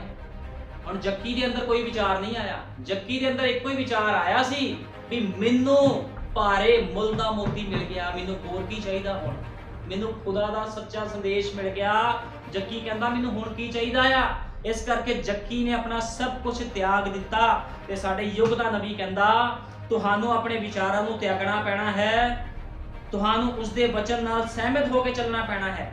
ਕਿਹਦੇ ਵਚਨ ਦੇ ਨਾਲ? ਮੇਰੇ ਵਚਨ ਦੇ ਨਾਲ, ਪਾਸਟਰ ਦੇ ਵਚਨ ਦੇ ਨਾਲ ਨਹੀਂ, ਤੁਹਾਨੂੰ ਖੁਦਾ ਦੇ ਵਚਨ ਦੇ ਨਾਲ ਸਹਿਮਤ ਹੋ ਕੇ ਚੱਲਣਾ ਪੈਣਾ ਹੈ। ਅਤੇ ਪਵਿੱਤਰ ਆਤਮਾ ਕਦੇ ਵੀ ਕਿਸੇ ਵਚਨ ਦਾ ਇਨਕਾਰ ਨਹੀਂ ਕਰੇਗਾ ਜੋ ਇਸਨੇ ਕਦੇ ਬੋਲਿਆ ਹੈ। ਬਾਈਬਲ ਪਵਿੱਤਰ ਆਤਮਾ ਦੁਆਰਾ ਲਿਖੀ ਗਈ ਹੈ। ਬਾਈਬਲ ਕਿਹਦੇ ਦੁਆਰਾ ਲਿਖੀ ਗਈ ਹੈ? ਪਵਿੱਤਰ ਆਤਮਾ ਦੁਆਰਾ। ਤੇ ਪਵਿੱਤਰ ਆਤਮਾ ਹੀ ਸਥਾਨ ਦੇ ਵਿੱਚੋਂ ਬੋਲ ਰਿਹਾ, ਸੰਸਾਰ ਵਿੱਚੋਂ ਬਾਹਰ ਆਓ, ਬਾਹਰ ਆਓ, ਬਾਹਰ ਆਓ। ਜੇ ਪਵਿੱਤਰ ਆਤਮਾ ਦੀ ਗੱਲ ਨੂੰ ਤੁਸੀਂ ਨਹੀਂ ਮੰਨਦੇ ਤੇ ਬਾਈਬਲ ਵਿੱਚ ਸਾਫ਼ ਲਿਖਿਆ ਜੇ ਕੋਈ ਪਵਿੱਤਰ ਆਤਮਾ ਦੇ ਵਿਰੁੱਧ ਬੋਲੇ ਨਾ ਉਸ ਨੂੰ ਇਸ ਯੁੱਗ ਵਿੱਚ ਮਾਫੀ, ਨਾ ਆਉਣ ਵਾਲੇ ਕਿਸੇ ਯੁੱਗ ਦੇ ਵਿੱਚ ਮਾਫੀ ਹੈ। ਜੇ ਤੁਸੀਂ ਪਵਿੱਤਰ ਆਤਮਾ ਦੇ ਵਿਰੁੱਧ ਕੁਝ ਬੋਲਦੇ, ਕਿਉਂਕਿ ਸਾਰੇ ਦਾ ਸਾਰਾ ਵਚਨ ਪਵਿੱਤਰ ਆਤਮਾ ਹੈ। ਇਸ ਗੱਲ ਨੂੰ ਯਾਦ ਰੱਖਣਾ। ਪਵਿੱਤਰ ਆਤਮਾ ਹੀ ਤੁਹਾਨੂੰ ਕਹਿ ਰਿਹਾ ਰਿਸ਼ਤੇਦਾਰੀਆਂ ਛੱਡ ਦਿਓ, ਬਾਹਰ ਆ ਜਾਓ, ਖੁਦਾ ਦੇ ਕੰਮ ਕਰੋ। ਮੈਂ ਨਹੀਂ ਕਹਿੰਦਾ, ਮੈਨੂੰ ਕਿਸੇ ਦਾ ਲਾਲਚ ਨਹੀਂ ਹੈ। ਜੇ ਕੋਈ ਕਵੇ ਮੈਂ ਲੋਕਾਂ ਨੂੰ ਸੰਸਾਰ ਚੋਂ ਬਾਹਰ ਕਰਾ ਕੇ ਮੈਂ ਕਿਤੇ ਪਤਾ ਨਹੀਂ ਕੀ ਲੈ ਲੈਣਾ, ਮੈਂ ਜ਼ਮੀਨਾਂ ਨਾਮ ਨਹੀਂ ਕਰਾਣੀਆਂ। ਜੇ ਤੁਸੀਂ ਪਵਿੱਤਰ ਆਤਮਾ ਦੇ ਖਿਲਾਫ ਬੋਲਦੇ ਹੋ, ਉਹਦੇ ਸੇਵਕ ਦੇ ਖਿਲਾਫ ਬੋਲਦੇ ਹੋ ਤੇ ਸਮਝ ਲਓ ਤੁਸੀਂ ਖਤਮ ਹੋ, ਤੁਹਾਨੂੰ ਕੋਈ ਨਹੀਂ ਬਚਾ ਸਕਦਾ। ਇਸ ਗੱਲ ਨੂੰ ਯਾਦ ਰੱਖਣਾ ਹਮੇਸ਼ਾ। ਇਸ ਕਰਕੇ ਨਬੀ ਨੇ ਕਿਹਾ ਬਾਈਬਲ ਨੇ ਇੰਜ ਹੀ ਆਖਿਆ ਹੈ। ਜੇਕਰ ਕੋਈ ਬਾਈਬਲ ਦੇ ਵਚਨ ਖੁਦਾ ਦੇ ਵਚਨ ਹੈ, ਠੀਕ ਹੈ ਨਾ? ਬਾਈਬਲ ਦੇ ਵਚਨ ਖੁਦਾ ਹੈ। ਆਦਿ ਵਿੱਚ ਵਚਨ ਸੀ, ਵਚਨ ਖੁਦਾ ਦੇ ਨਾਲ ਸੀ ਅਤੇ ਵਚਨ ਹੀ ਖੁਦਾ ਸੀ ਅਤੇ ਵਚਨ ਦੇਹਧਾਰੀ ਹੋਇਆ ਅਤੇ ਸਾਡੇ ਵਿਚਕਾਰ ਵਾਸ ਕੀਤਾ। ਹੁਣ ਵਚਨ ਦੇਹਧਾਰੀ ਹੋ ਕੇ ਸਾਡੇ ਵਿੱਚ ਉਹਨੇ ਵਾਸ ਕੀਤਾ ਹੈ। ਇਸ ਕਰਕੇ ਜੋ ਸਾਨੂੰ ਬਾਈਬਲ ਨੇ ਕਿਹਾ ਸਾਨੂੰ ਕਰਨਾ ਪੈਣਾ। ਨਬੀ ਕਹਿੰਦਾ ਬਾਈਬਲ ਨੇ ਕਿਹਾ ਜੋ ਮਸੀਹ ਯਿਸੂ ਵਿੱਚ ਭਗਤੀ ਨਾਲ ਜੀਵਨ ਗੁਜ਼ਾਰਨਾ ਚਾਹੁੰਦੇ ਹਨ ਸਭ ਦੇ ਸਭ ਸਤਾਏ ਜਾਣਗੇ। ਜਿਹੜੇ ਵੀ ਮਸੀਹ ਯਿਸੂ ਵਿੱਚ ਭਗਤੀ ਕਰਨਾ ਚਾਹੁੰਦੇ ਹਨ, ਇਸ ਲਈ ਜੇ ਤੁਸੀਂ ਮਸੀਹ ਦੀ ਖਾਤਰ ਸਤਾਏ ਨਹੀਂ ਜਾ ਰਹੇ ਹੋ ਤਾਂ ਫਿਰ ਤੁਸੀਂ ਗੜਬੜੀ ਦੇ ਵਿੱਚ ਹੋ। ਜੇ ਤੁਹਾਡੇ ਉੱਪਰ ਸਤਾਵ ਨਹੀਂ ਆ, ਤੁਸੀਂ ਦੁੱਖਾਂ ਪਰੇਸ਼ਾਨੀਆਂ ਕੰਡੀਸ਼ਨਾਂ 'ਚ ਨਹੀਂ ਨਿਕਲ ਰਹੇ, ਤੇ ਫਿਰ ਕੋਈ ਗੜਬੜੀ, ਫਿਰ ਤੁਹਾਡਾ ਜੀਵਨ ਸਹੀ ਨਹੀਂ ਹੈ। ਜੇ ਤੁਸੀਂ ਕਹਿ ਰਹੇ ਹੋ ਮੇਰਾ ਜੀਵਨ ਤਾਂ ਬੜਾ ਵਧੀਆ ਨਿਕਲ ਰਿਹਾ, ਫਿਰ ਤੁਸੀਂ ਗੜਬੜੀ ਦੇ ਵਿੱਚ ਹੋ, ਕਿਉਂਕਿ ਬਾਈਬਲ ਇਹੀ ਕਹਿੰਦੀ ਹੈ। ਠੀਕ ਹੈ ਨਾ। ਨਬੀ ਨੇ ਕਿਹਾ ਸਭ ਜੋ ਮਸੀਹ ਯਿਸੂ ਵਿੱਚ ਭਗਤੀ ਨਾਲ ਉਮਰ ਕੱਟਣੀ ਚਾਹੁੰਦੇ ਹਨ ਉਹ ਸਤਾਏ ਜਾਣਗੇ। ਉਸਨੇ ਕਿਹਾ ਆਨੰਦ ਹੋਵੋ ਤੇ ਵੱਡੀ ਖੁਸ਼ੀ ਕਰੋ, ਕਿਉਂਕਿ ਉਹਨਾਂ ਨੇ ਨਬੀਆਂ ਨੂੰ ਵੀ ਜਿਹੜੇ ਤੁਹਾਡੇ ਤੋਂ ਪਹਿਲਾਂ ਸਨ ਇਸੇ ਤਰ੍ਹਾਂ ਸਤਾਇਆ ਸੀ। ਜੇ ਤੁਹਾਨੂੰ ਕੋਈ ਸਤਾਉਂਦਾ ਵੀ ਆ, ਬੋਲੀਆਂ ਵੀ ਮਾਰਦਾ, ਸੰਸਾਰਿਕ ਬੰਦਾ ਤੁਹਾਡਾ ਰਿਸ਼ਤੇਦਾਰ, ਤੇ ਤੁਸੀਂ ਖੁਸ਼ ਹੋਵੋ ਵੀ ਹਾਂ ਮੈਂ ਉਸ ਗੰਦਗੀ ਵਿੱਚੋਂ ਬਾਹਰ ਆ ਗਿਆ। ਬੋਲੀ ਜਾ ਜੋ ਬੋਲਣਾ, ਕੋਈ ਪਰਵਾਹ ਨਹੀਂ। ਕਰ ਲੋ ਜਿੰਨੀ ਕਿਸਨੇ ਬਨਾਨੀ ਕਰਨੀ ਆ, ਕੋਈ ਪਰਵਾਹ ਨਹੀਂ। ਅਸੀਂ ਆਪਣਾ ਜੀਵਨ ਖੁਦਾ ਨੂੰ ਦੇ ਚੁੱਕੇ ਹਾਂ। ਇਸ ਕਰਕੇ ਆਪਣੇ ਜੀਵਨ ਨੂੰ ਖੁਦਾ ਨੂੰ ਸਮਰਪਿਤ ਕਰੋ। ਦੇਖੋ ਕਿੱਦਾਂ ਮੂਸਾ ਨੇ ਮਿਸਰ ਦੇ ਖਜ਼ਾਨੇ ਨੂੰ ਛੱਡ ਦਿੱਤਾ, ਠੀਕ ਆ, ਅਲੀਸ਼ਾ ਨੇ ਸੰਸਾਰ ਨੂੰ ਛੱਡ ਦਿੱਤਾ, ਖੇਤੀਬਾੜੀ ਨੂੰ ਛੱਡ ਦਿੱਤਾ ਤੇ ਖੁਦਾ ਦੇ ਕੰਮਾਂ ਦੇ ਵਿੱਚ ਲੱਗਿਆ ਰਿਹਾ। ਏਲੀਆ ਨੇ ਮਗਰ ਚੱਲਿਆ, ਜੱਕੀ ਨੇ ਸਭ ਸੰਸਾਰਿਕ ਖਜ਼ਾਨਾ ਛੱਡ ਦਿੱਤਾ ਤੇ ਕਿਹੜੇ ਖਜ਼ਾਨੇ ਪਿੱਛੇ ਚੱਲਿਆ? ਮਸੀਹ ਯਿਸੂ ਉਹ ਖਜ਼ਾਨਾ ਸੀ ਜਿਹਦੇ ਪਿੱਛੇ ਉਹ ਚੱਲਿਆ। ਆਪਣਾ ਸਭ ਕੁਝ ਉਹਨੇ ਤਿਆਗ ਦਿੱਤਾ ਖੁਦਾ ਦੇ ਲਈ। ਜੋ ਉਹਨੇ ਲੋਕਾਂ ਤੋਂ ਠੱਗੀ ਮਾਰੀ ਸੀ ਸਭ ਮੋੜ ਦਿੱਤਾ। ਇਸ ਕਰਕੇ ਆਪਣੇ ਆਪ ਨੂੰ ਪਹਿਲ ਨਾ ਦਿਓ, ਤੁਸੀਂ ਖੁਦਾ ਦੇ ਵਚਨ ਨੂੰ ਪਹਿਲ ਦਿਓ। ਜੇ ਤੁਸੀਂ ਖੁਦਾ ਦੇ ਵਚਨ ਨੂੰ ਪਹਿਲ ਨਹੀਂ ਦਿੰਦੇ ਤੇ ਮੈਂ ਸਮਝਦਾ ਆ ਤੁਸੀਂ ਭਟਕ ਚੁੱਕੇ ਹੋ। ਫਿਰ ਜੇ ਤੁਸੀਂ ਆਪਣੇ ਪਾਸਟਰ ਦੀ ਰਿਸਪੈਕਟ ਨਹੀਂ ਕਰਦੇ ਤੇ ਤੁਸੀਂ ਭਟਕ ਚੁੱਕੇ ਹੋ। ਔਰ ਨਬੀ ਨੇ ਕਿਹਾ ਆਓ ਪਹਿਲਾਂ ਵਿਸ਼ਵਾਸ ਦੇ ਪਿਤਾ ਅਬਰਾਹਮ ਨੂੰ ਲੈਂਦੇ ਹਾਂ। ਹੁਣ ਸਾਡੇ ਵਿਸ਼ਵਾਸ ਦਾ ਪਿਤਾ ਕੌਣ? ਅਸੀਂ ਕਿਹਨੂੰ ਕਹਿੰਦੇ ਵਿਸ਼ਵਾਸ ਦਾ ਪਿਤਾ? ਵਿਸ਼ਵਾਸ ਦਾ ਪਿਤਾ ਅਸੀਂ ਇਬਰਾਹਿਮ ਨੂੰ ਕਹਿੰਦੇ ਹਾਂ। ਹੁਣ ਕਹਿੰਦਾ ਆਓ ਅਸੀਂ ਵਿਸ਼ਵਾਸ ਦੇ ਪਿਤਾ ਅਬਰਾਹਮ ਨੂੰ ਲੈਂਦੇ ਹਾਂ। ਅਬਰਾਹਮ ਨੇ ਆਪਣੀ ਭੂਮੀ ਜਾਇਦਾਦ ਜੋ ਉਸਨੇ ਇਕੱਠੀ ਕੀਤੀ ਸੀ ਹਰ ਇੱਕ ਚੀਜ਼ ਤਿਆਗ ਦਿੱਤੀ। ਉਹ ਊਰ ਦੇ ਸ਼ਹਿਰ ਵਿੱਚ ਕਸਦੀਆਂ ਵਿੱਚੋਂ ਬਾਹਰ ਬੁਲਾਇਆ ਗਿਆ। ਉਸਨੇ ਆਪਣੀ ਭੂਮੀ, ਆਪਣਾ ਘਰ, ਆਪਣੇ ਲੋਕ ਅਤੇ ਸਭ ਕੁਝ ਤਿਆਗ ਦਿੱਤਾ। ਇਹ ਕੌਣ ਸੀ? ਇਹਦੇ ਖੰਭ ਨਹੀਂ ਸੀ ਲੱਗੇ ਹੋਏ, ਇਹ ਵੀ ਖੁਦਾ ਦਾ ਇੱਕ ਬੰਦਾ ਸੀ। ਇਹ ਉੱਡ ਕੇ ਨਹੀਂ ਸੀ ਬਾਹਰ ਆ ਗਿਆ ਸੰਸਾਰ ਤੋਂ। ਪ੍ਰਭੂ ਨੇ ਇਹਨੂੰ ਕਿਹਾ ਸੰਸਾਰ ਛੱਡ ਦੇ, ਆਪਣੇ ਰਿਸ਼ਤੇਦਾਰੀਆਂ ਛੱਡ ਦੇ। ਇਹਨੇ ਸਭ ਕੁਝ ਛੱਡ ਦਿੱਤਾ, ਸਭ ਕੁਝ ਛੱਡ ਦਿੱਤਾ ਇਹਨੇ। ਕਹਿੰਦਾ ਉਸਨੇ ਆਪਣਾ ਘਰ, ਆਪਣੇ ਲੋਕ ਅਤੇ ਸਭ ਕੁਝ ਤਿਆਗ ਦਿੱਤਾ ਅਤੇ ਖੁਦਾ ਦੇ ਪਿੱਛੇ ਚੱਲਿਆ। ਉਹ ਹਰ ਚੀਜ਼ ਤਿਆਗਣੀ ਪਈ, ਉਸਨੂੰ ਪਿਛਾਂ ਛੱਡ ਦਿੱਤਾ। ਉਸਨੇ ਆਪਣੀ ਭੂਮੀ, ਠੀਕ ਹੈ, ਆਪਣੀ ਜਾਇਦਾਦ ਸਭ ਕੁਝ ਤਿਆਗ ਦਿੱਤਾ। ਉਸਨੇ ਆਪਣੀ ਜਾਇਦਾਦ ਨੂੰ ਤਿਆਗ ਦਿੱਤਾ, ਉਸਨੇ ਆਪਣਾ ਸਾਰਾ ਕੁਝ ਤਿਆਗ ਦਿੱਤਾ। ਖੁਦਾ ਬਹੁਤ ਜ਼ਿਆਦਾ ਉਸਨੂੰ ਪਿਆਰ ਕਰਦਾ ਸੀ, ਉਹਨੇ ਆਪਣਾ ਸਭ ਕੁਝ ਤਿਆਗ ਦਿੱਤਾ। ਤੇ ਅੱਜ ਬੰਦਾ ਕਹਿੰਦਾ ਨਹੀਂ ਨਹੀਂ ਨਹੀਂ, ਮੈਂ ਨਹੀਂ ਕੁਝ ਛੱਡਣਾ, ਮੈਂ ਨਹੀਂ ਤਿਆਗਣਾ। ਜੇ ਤੁਸੀਂ ਛੱਡਣਾ ਨਹੀਂ ਆ, ਤਿਆਗਣਾ ਨਹੀਂ ਆ, ਖੁਦਾ ਦੇ ਲਈ ਕੁਝ ਨਹੀਂ ਕਰਨਾ, ਤੇ ਫਿਰ ਤੁਸੀਂ ਖੁਦਾ ਦੇ ਯੋਗ ਨਹੀਂ ਹੋ। ਸਾਫ਼ ਤੇ ਸਪਸ਼ਟ ਗੱਲ ਆ। ਇੱਥੇ ਸਾਨੂੰ ਕਿਸੇ ਰੁਪਈਏ ਦਾ ਲਾਲਚ ਨਹੀਂ ਹੈ। ਇਹ ਜਿਹੜੀ ਅਸੀਂ ਸੇਵਕਾਈ ਸਥਾਨ ਦੇ ਵਿੱਚ ਕਰਦੇ ਹਾਂ, ਅਸੀਂ ਪ੍ਰਾਣਾਂ ਦੀ ਸੇਵਕਾਈ ਕਰਦੇ ਹਾਂ। ਜੋ ਸਾਨੂੰ ਖੁਦਾ ਦਾ ਵਚਨ ਕਹੂਗਾ ਅਸੀਂ ਤੁਹਾਨੂੰ ਸਿਖਾਵਾਂਗੇ। ਤੁਸੀਂ ਚੱਲਣਾ ਠੀਕ ਆ, ਨਹੀਂ ਤੇ ਜੈ ਮਸੀਹ ਦੀ। ਕੱਲ ਜਾਣਾ ਅੱਜ ਹੀ ਇਸ ਜਗ੍ਹਾ ਨੂੰ ਸਾਫ਼ ਕਰ ਦਿਓ, ਖਾਲੀ ਕਰ ਦਿਓ ਇਸ ਜਗ੍ਹਾ ਨੂੰ। ਜੋ ਤੁਹਾਨੂੰ ਖੁਦਾ ਦਾ ਵਚਨ ਕਹਿੰਦਾ ਤੁਹਾਨੂੰ ਕਰਨਾ ਪਵੇਗਾ, ਮਰਨਾ ਪਵੇਗਾ ਸੰਸਾਰ ਤੋਂ ਜੇ ਜੀਵਨ ਨੂੰ ਲੈਣਾ ਹੈ। ਸੰਸਾਰਿਕ ਲੋਕਾਂ ਨੂੰ ਪਹਿਲ ਨਹੀਂ ਦੇਣੀ ਜਿਹੜੇ ਬੁੱਤ ਪ੍ਰਸਤੀ ਕਰਦੇ ਫਿਰਦੇ ਆ, ਜਿਹੜੇ ਮਿਸ਼ਨਾਂ ਦੇ ਬੰਦੀਆਂ 'ਚ ਤੁਰਦੇ ਫਿਰਦੇ ਆ। ਤੁਸੀਂ ਉਹਨਾਂ ਲੋਕਾਂ ਨੂੰ ਜਾ ਕੇ ਪਹਿਲ ਦਿਓ। ਇਹ ਖੁਦਾ ਦੇ ਲੋਕਾਂ ਦੇ ਕੰਮ ਨਹੀਂ ਹੈ, ਇਹ ਸ਼ੈਤਾਨੀ ਵੰਸ਼ ਲੋਕਾਂ ਦੇ ਕੰਮ ਨੇ, ਜਿਹਦੇ ਅੰਦਰ ਦੁਸ਼ਟ ਆਤਮੇ ਨੇ ਉਹ ਕੰਮ ਕਰਦੇ ਆ। ਮੈਂ ਆਪਣੇ ਪਿੱਛੇ ਵੀ ਦੇਖਦਾ ਜੀ ਉਹ ਕੀ ਆ। ਇਹ ਇੱਥੇ ਕੰਮ ਨਹੀਂ ਚੱਲਣਾ ਇਹ ਵਾਲਾ। ਇਹ ਖੁਦਾ ਦੀ ਲਾਈਨ ਹੈ, ਇਹ ਤਿਆਗ ਦੀ ਲਾਈਨ ਹੈ। ਤੇ ਜੇ ਤੁਸੀਂ ਖੁਦਾ ਪਿੱਛੇ ਚੱਲਣਾ ਤੁਹਾਨੂੰ ਤਿਆਗ ਕਰਨਾ ਪੈਣਾ, ਠੀਕ ਹੈ। ਇਸ ਕਰਕੇ ਮੈਂ ਤੁਹਾਨੂੰ ਅੱਜ ਇਸ ਨਬੀ ਨੇ ਸੰਦੇਸ਼ ਪ੍ਰਚਾਰ ਕੀਤਾ ਸੀਗਾ ਵਿਧਵਾ ਵਾਲਾ, ਵੀ ਕਿੱਦਾਂ ਇੱਕ ਵਿਧਵਾ ਦੇ ਹਾਲਾਤ ਸੀਗੇ ਘਰ ਦੇ, ਕਿੱਦਾਂ ਇੱਕ ਵਿਧਵਾ ਦੇ ਕੋਲ ਕੁਝ ਨਹੀਂ ਸੀਗਾ, ਲੇਕਿਨ ਕੀ ਉਹਨੇ ਕਿਹਾ ਵੀ ਪ੍ਰਭੂ ਤੂੰ ਆ ਕੀ ਕਰ ਰਿਹਾ? ਮੈਂ ਤਾਂ ਆਪ ਇੱਕ ਵਿਧਵਾ ਆ, ਮੇਰੇ ਕੋਲ ਖਾਣ ਲਈ ਰੋਟੀ ਨਹੀਂ, ਤੂੰ ਆਪਣੇ ਨਬੀ ਨੂੰ ਮੇਰੇ ਕੋਲ ਭੇਜਦਾ। ਲੇਕਿਨ ਉਹਨੇ ਕੀ ਕੀਤਾ? ਖੁਦਾ ਦੀ ਬੇਟੀਆਂ ਹਮੇਸ਼ਾ ਖੁਦਾ ਨੂੰ ਪਹਿਲ ਦਿੰਦੀਆਂ ਨੇ, ਤੇ ਖੁਦਾ ਨੇ ਵੀ ਉਹਨੂੰ ਫਿਰ ਭੁੱਖਾ ਨਹੀਂ ਮਰਨ ਦਿੱਤਾ। ਖੁਦਾ ਨੇ ਵੀ ਉਸ ਅਕਾਲ ਦੇ ਵਿੱਚ, ਜਦੋਂ ਪੂਰਾ ਦੇਸ਼ ਅਕਾਲ ਦੇ ਵਿੱਚ ਸੀਗਾ, ਖੁਦਾ ਨੇ ਆਪਣੇ ਨਬੀ ਦੇ ਕਹੇ ਅਨੁਸਾਰ ਉਹਦੇ ਘਰ ਦੇ ਵਿੱਚ ਆਟਾ ਤੇ ਤੇਲ ਦਿੱਤਾ, ਬਰਕਤ ਦਿੱਤੀ, ਠੀਕ ਹੈ ਨਾ। ਅੱਜ ਤੁਸੀਂ ਦੇਖੋ ਪੂਰਾ ਸੰਸਾਰ, ਤੁਹਾਨੂੰ ਪਤਾ ਅਕਾਲ ਪੈ ਚੁੱਕਿਆ ਹੈ। ਇਹ ਵੀ ਉਹੀ ਸਮਾਂ ਚੱਲ ਰਿਹਾ ਆ ਜਿਹੜਾ ਵਿਧਵਾ ਔਰਤ ਵਾਲਾ ਸੀ, ਅਕਾਲ ਪੈ ਚੁੱਕਿਆ, ਪੂਰੀ ਧਰਤੀ ਤੇ ਬਚਨ ਦਾ ਅਕਾਲ ਹੈ, ਲੇਕਿਨ ਰੋਟੀ ਕਿਹਦੇ ਕੋਲ ਹੈ? ਰੋਟੀ ਸਾਡੇ ਕੋਲ ਹੈ, ਜਿਨ੍ਹਾਂ ਨੇ ਨਬੀ ਦੇ ਸੰਦੇਸ਼ ਨੂੰ ਕਬੂਲ ਕੀਤਾ ਆ। ਉਸਨੇ ਨਬੀ ਦੀ ਆਗਿਆਕਾਰੀ ਕੀਤੀ ਤੇ ਨਬੀ ਨੇ ਕੀ ਕਿਹਾ? ਤੇਰੇ ਘਰੇ ਆਟਾ ਤੇ ਤੇਲ ਨਹੀਂ ਮੁੱਕੇਗਾ। ਲੇਕਿਨ ਤੁਸੀਂ ਸੰਸਾਰ ਵਿੱਚ ਦੇਖੋ, ਅਜੇ ਹੈ ਕਿਸੇ ਦੇ ਕੋਲ ਵਚਨ? ਕਿਸੇ ਨੂੰ ਵਚਨ ਦਾ ਗਿਆਨ ਨਹੀਂ ਆ। ਹਰ ਕੋਈ ਬੰਦਾ ਪਾਸਟਰ ਬਣਿਆ ਫਿਰਦਾ, ਇੱਟ ਚੁੱਕੋ ਤੇ ਪਾਸਟਰ। ਦੇਖੋ ਮਿਸ਼ਨਾਂ ਜਥੇਬੰਦੀਆਂ 'ਚ ਹਰ ਬੰਦਾ ਪਾਸਟਰ ਬਣਿਆ ਫਿਰਦਾ। ਜਿਨ੍ਹਾਂ ਨੇ ਦੋ ਜਨਾਨੀਆਂ ਰੱਖੀਆਂ ਆ, ਗਲਤ ਕੰਮ ਕਰਦੇ ਆ, ਸ਼ਰਾਬਾਂ ਪੀਂਦੇ, ਉਹ ਵੀ ਪਾਸਟਰ ਬਣ ਜਾਂਦੇ ਆ। ਠੀਕ ਹੈ, ਕਿਸੇ ਕੋਲ ਵਚਨ ਨਹੀਂ ਹੈ, ਸਭ ਪਾਸੇ ਅਕਾਲ ਪੈ ਚੁੱਕਿਆ ਹੈ। ਲੇਕਿਨ ਵਚਨ ਕਿਹਦੇ ਕੋਲ ਹੈ? ਵਚਨ ਏਲੀਆ ਦੇ ਕੋਲ ਹੈ। ਉਸ ਸਮੇਂ ਸਿਰਫ ਏਲੀਆ ਹੀ ਸੀ ਜਿਹਦੇ ਕੋਲ ਵਚਨ ਸੀਗਾ। ਠੀਕ ਹੈ, ਇਸ ਕਰਕੇ ਤੁਸੀਂ ਧੰਨ ਤੇ ਮੁਬਾਰਕ ਹੋ, ਤੁਸੀਂ ਨਬੀ ਦੇ ਸੰਦੇਸ਼ ਨੂੰ ਗ੍ਰਹਿਣ ਕੀਤਾ। ਜੇ ਗ੍ਰਹਿਣ ਕੀਤਾ ਤੇ ਤੁਹਾਡਾ ਜੀਵਨ ਵੀ ਨਬੀ ਦੇ ਸੰਦੇਸ਼ਾਂ ਅਨੁਸਾਰ ਹੋਵੇ।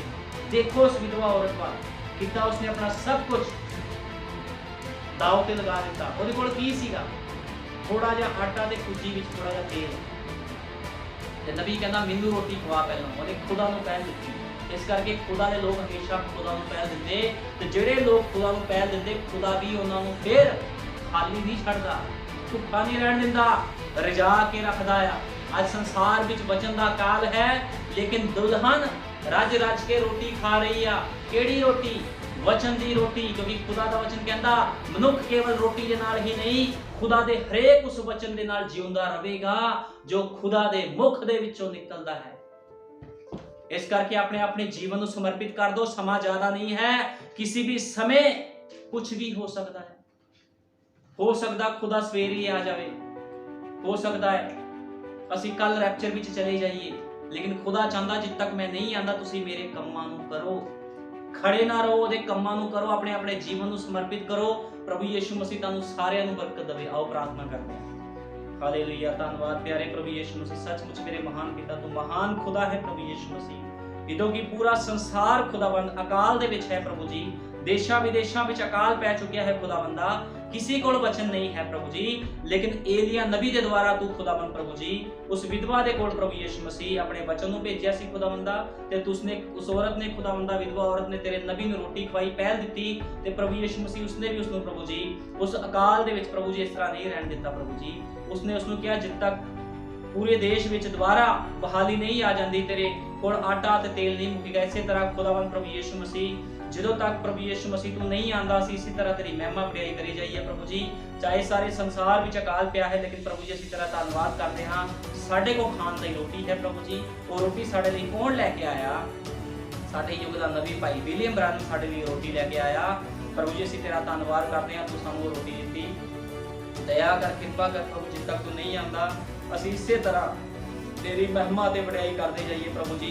ਮੈਂ ਪ੍ਰਾਰਥਨਾ ਕਰਦਾ ਪ੍ਰਭੂ ਯਿਸੂ ਮਸੀਹ ਕਲੀਸਿਆ ਦੇ ਉਹਨਾਂ ਲੋਕਾਂ ਦੇ ਵਿੱਚ ਜਿਨ੍ਹਾਂ ਨੂੰ ਤੇਰੇ ਵਚਨ ਦੀ ਸਮਝ ਨਹੀਂ ਹੈ, ਜੋ ਸੰਸਾਰ ਵਿੱਚ ਤੁਰੇ ਫਿਰਦੇ ਹਨ, ਕਿਉਂਕਿ ਖੁਦਾਵੰਦ ਉਹ ਨਹੀਂ ਜਾਣਦੇ ਕਿ ਸੰਸਾਰਿਕ ਮਨਸ਼ਾ ਮੌਤ ਹੈ ਪ੍ਰਭੂ ਜੀ, ਲੇਕਿਨ ਖੁਦਾਵੰਦ ਤੇਰੇ ਕੰਮਾਂ ਨੂੰ ਕਰਨਾ ਜੀਵਨ ਹੈ ਪ੍ਰਭੂ ਜੀ। ਇਹੋ ਜਿਹੇ ਲੋਕਾਂ ਨੂੰ ਸੰਸਾਰ ਵਿੱਚੋਂ ਬਾਹਰ ਕੱਢ ਪ੍ਰਭੂ ਜੀ, ਉਸ ਗੰਦੇ ਮਸੇ ਵਿੱਚੋਂ ਬਾਹਰ ਕੱਢ ਪ੍ਰਭੂ ਜੀ, ਕਿਉਂਕਿ ਪ੍ਰਭੂ ਯਿਸੂ ਮਸੀਹ ਉਹਨਾਂ ਦੇ ਨਟ ਬੋਲਟ ਧਰਤੀ ਨਾਲ ਜੁੜ ਚੁੱਕੇ ਹਨ ਖੁਦਾਵੰਦਾ, ਤੇ ਪ੍ਰਭੂ ਯਿਸੂ ਮਸੀਹ ਉਹ ਆਪਣੇ ਆਪ ਨੂੰ ਨਾਸ਼ ਕਰ ਰਹੇ ਹਨ, ਲੇਕਿਨ ਪ੍ਰਭੂ ਜੀ ਉਹਨਾਂ ਦੇ ਪ੍ਰਾਣ ਬਹੁਤ ਕੀਮਤੀ ਹਨ। ਮੈਂ ਤੇਰੇ ਅੱਗੇ ਪ੍ਰਾਰਥਨਾ ਬੇਨਤੀ ਕਰਦਾ ਪ੍ਰਭੂ ਜੀ, ਇਹੋ ਜਿਹੇ ਲੋਕਾਂ ਨੂੰ ਸਮਝ ਔਰ ਬੁੱਧ ਦੇ, ਤਾਂ ਕਿ ਤੇਰੇ ਕੰਮਾਂ ਦੇ ਵਿੱਚ ਪਹਿਲ ਦੇ ਸਕਣ ਪ੍ਰਭੂ ਜੀ, ਤਾਂ ਕਿ ਪ੍ਰਭੂ ਯਿਸੂ ਮਸੀਹ ਜਦੋਂ ਤੂੰ ਆਵੇਂ ਤੇ ਪ੍ਰਭੂ ਜੀ ਸਾਨੂੰ ਆਪਣਾ ਕੰਮ ਕਰਦਾ ਹੋਇਆ ਪਾਵੇਂ ਪ੍ਰਭੂ ਯਿਸੂ ਮਸੀਹ, ਕਿਉਂਕਿ ਤੂੰ ਕਿਹਾ ਹੈ ਮੈਂ ਜਦੋਂ ਆਵਾਂ ਤਾਂ ਤੁਸੀਂ ਮੇਰੇ ਕੰਮਾਂ ਨੂੰ ਕਰਦੇ ਹੋਏ ਪਾਏ ਜਾਣੇ ਚਾਹੀਦੇ ਹੋ। ਸੱਚਮੁੱਚ ਪ੍ਰਭੂ ਯਿਸੂ ਮਸੀਹ ਅਸੀਂ ਖੁਦਾਵੰਦ ਪ੍ਰਭੂ ਜੀ ਤੇਰੇ ਕਾਮੇ ਹਾਂ ਖੁਦਾਵੰਦਾ, ਅਸੀਂ ਪ੍ਰਭੂ ਯਿਸੂ ਮਸੀਹ ਤੇਰੇ ਕੰਮਾਂ ਨੂੰ ਕਰਦੇ ਹਾਂ ਪ੍ਰਭੂ ਜੀ। ਚਾਹੇ ਅਸੀਂ ਗਰੀਬ ਹਾਂ ਪ੍ਰਭੂ ਜੀ, ਚਾਹੇ ਸਾਡੇ ਕੋਲ ਪੈਸੇ ਦੀ ਕਮੀ ਹੈ ਪ੍ਰਭੂ ਜੀ, ਲੇਕਿਨ ਸਾਡੇ ਕੋਲ ਤੇਰਾ ਵਚਨ ਹੈ ਜੋ ਸਾਨੂੰ ਸਭ ਤੋਂ ਅਮੀਰ ਬਣਾ ਦਿੰਦਾ ਹੈ ਖੁਦਾਵੰਦਾ, ਕਿਉਂਕਿ ਜਦੋਂ ਮੇਰੇ ਮਹਾਨ ਪਿਤਾ ਉਹ ਗਰੀਬ ਲਾਜ਼ਰ ਪ੍ਰਭੂ ਯਿਸੂ ਮਸੀਹ ਧਰਤੀ ਤੋਂ ਗਿਆ ਖੁਦਾਵੰਦ, ਤੇ ਉਹ ਖੁਦਾਵੰਦ ਤੇਰੇ ਮੇਰੇ ਮਹਾਨ ਪਿਤਾ ਅਬਰਾਹਮ ਦੀ ਗੋਦ ਵਿੱਚ ਚਲਾ ਗਿਆ, ਲੇਕਿਨ ਪ੍ਰਭੂ ਜੀ ਉਹ ਅਮੀਰ ਬੰਦਾ ਜਿਸ ਕੋਲ ਬਹੁਤ ਧਨ ਦੌਲਤ ਸੀ ਪ੍ਰਭੂ ਜੀ, ਉਹ ਨਰਕ ਵਿੱਚ ਚਲਾ ਗਿਆ ਪ੍ਰਭੂ ਜੀ। ਇਸੇ ਤਰ੍ਹਾਂ ਖੁਦਾਵੰਦ ਚਾਹੇ ਤੇਰੇ ਲੋਕ ਅੱਜ ਗਰੀਬੀ ਵਿੱਚ ਹਨ ਪ੍ਰਭੂ ਜੀ, ਉਹਨਾਂ ਕੋਲ ਬਹੁਤ ਪ੍ਰਭੂ ਜੀ ਵਧੀਆ ਕੱਪੜੇ ਨਹੀਂ ਹਨ, ਵਧੀਆ ਚਰਚ ਨਹੀਂ ਹਨ ਖੁਦਾਵੰਦ, ਲੇਕਿਨ ਫਿਰ ਵੀ ਉਹ ਤੇਰੀ ਆਤਮਾ ਦੀ ਸੱਚਾਈ ਦੇ ਨਾਲ ਵਡਿਆਈ ਕਰਦੇ ਹਨ ਪ੍ਰਭੂ ਜੀ। ਮੈਂ ਵਿਸ਼ਵਾਸ ਕਰਦਾ ਪ੍ਰਭੂ ਜੀ ਤੂੰ ਆਵੇਂਗਾ, ਤੂੰ ਇਹੋ ਜਿਹੇ ਲੋਕਾਂ ਨੂੰ ਆਪਣੇ ਨਾਲ ਲੈ ਜਾਵੇਂਗਾ ਪ੍ਰਭੂ ਜੀ, ਲੇਕਿਨ ਜਿਨ੍ਹਾਂ ਕੋਲ ਵੱਡੇ ਵੱਡੇ ਗਿਰਜੇ ਹਨ ਤੇ ਉੱਥੇ ਵਚਨ ਦਾ ਅਕਾਲ ਪਿਆ ਹੈ ਪ੍ਰਭੂ ਜੀ, ਉਹ ਸਭ ਦੇ ਸਭ ਮਾਰੇ ਜਾਣਗੇ ਮੇਰੇ ਮਹਾਨ ਪਿਤਾ। ਤੂੰ ਦਇਆ ਕਰ, ਕਿਰਪਾ ਕਰ ਪ੍ਰਭੂ ਯਿਸੂ ਮਸੀਹ, ਸਭਨਾਂ ਨੂੰ ਸਮਝ ਬੁੱਧ ਦੇ ਖੁਦਾਵੰਦਾ, ਤੂੰ ਬਹੁਤ ਜਲਦੀ ਆਪਣੀ ਦੁਲਹਨ ਨੂੰ ਲੈਣ ਆ ਰਿਹਾ ਹੈ। ਮੈਂ ਵਿਸ਼ਵਾਸ ਕਰਦਾ ਪ੍ਰਭੂ ਯਿਸੂ ਮਸੀਹ ਜਲਦੀ ਆਓ, ਤੁਹਾਡੀ ਦੁਲਹਨ ਤੁਹਾਡਾ ਇੰਤਜ਼ਾਰ ਕਰਦੀ ਹੈ। ਸਾਰਾ ਆਦਰ ਜਲਾਲ ਮਹਿਮਾ ਪ੍ਰਭੂ ਯਿਸੂ ਮਸੀਹ ਦੇ ਸਾਮਰਥੀ ਜਿੰਦਾ ਜਲਾਲੀ ਨਾਮ ਦਿੰਦੇ। ਆਮੀਨ। ਹਾਲੇਲੂਇਆ।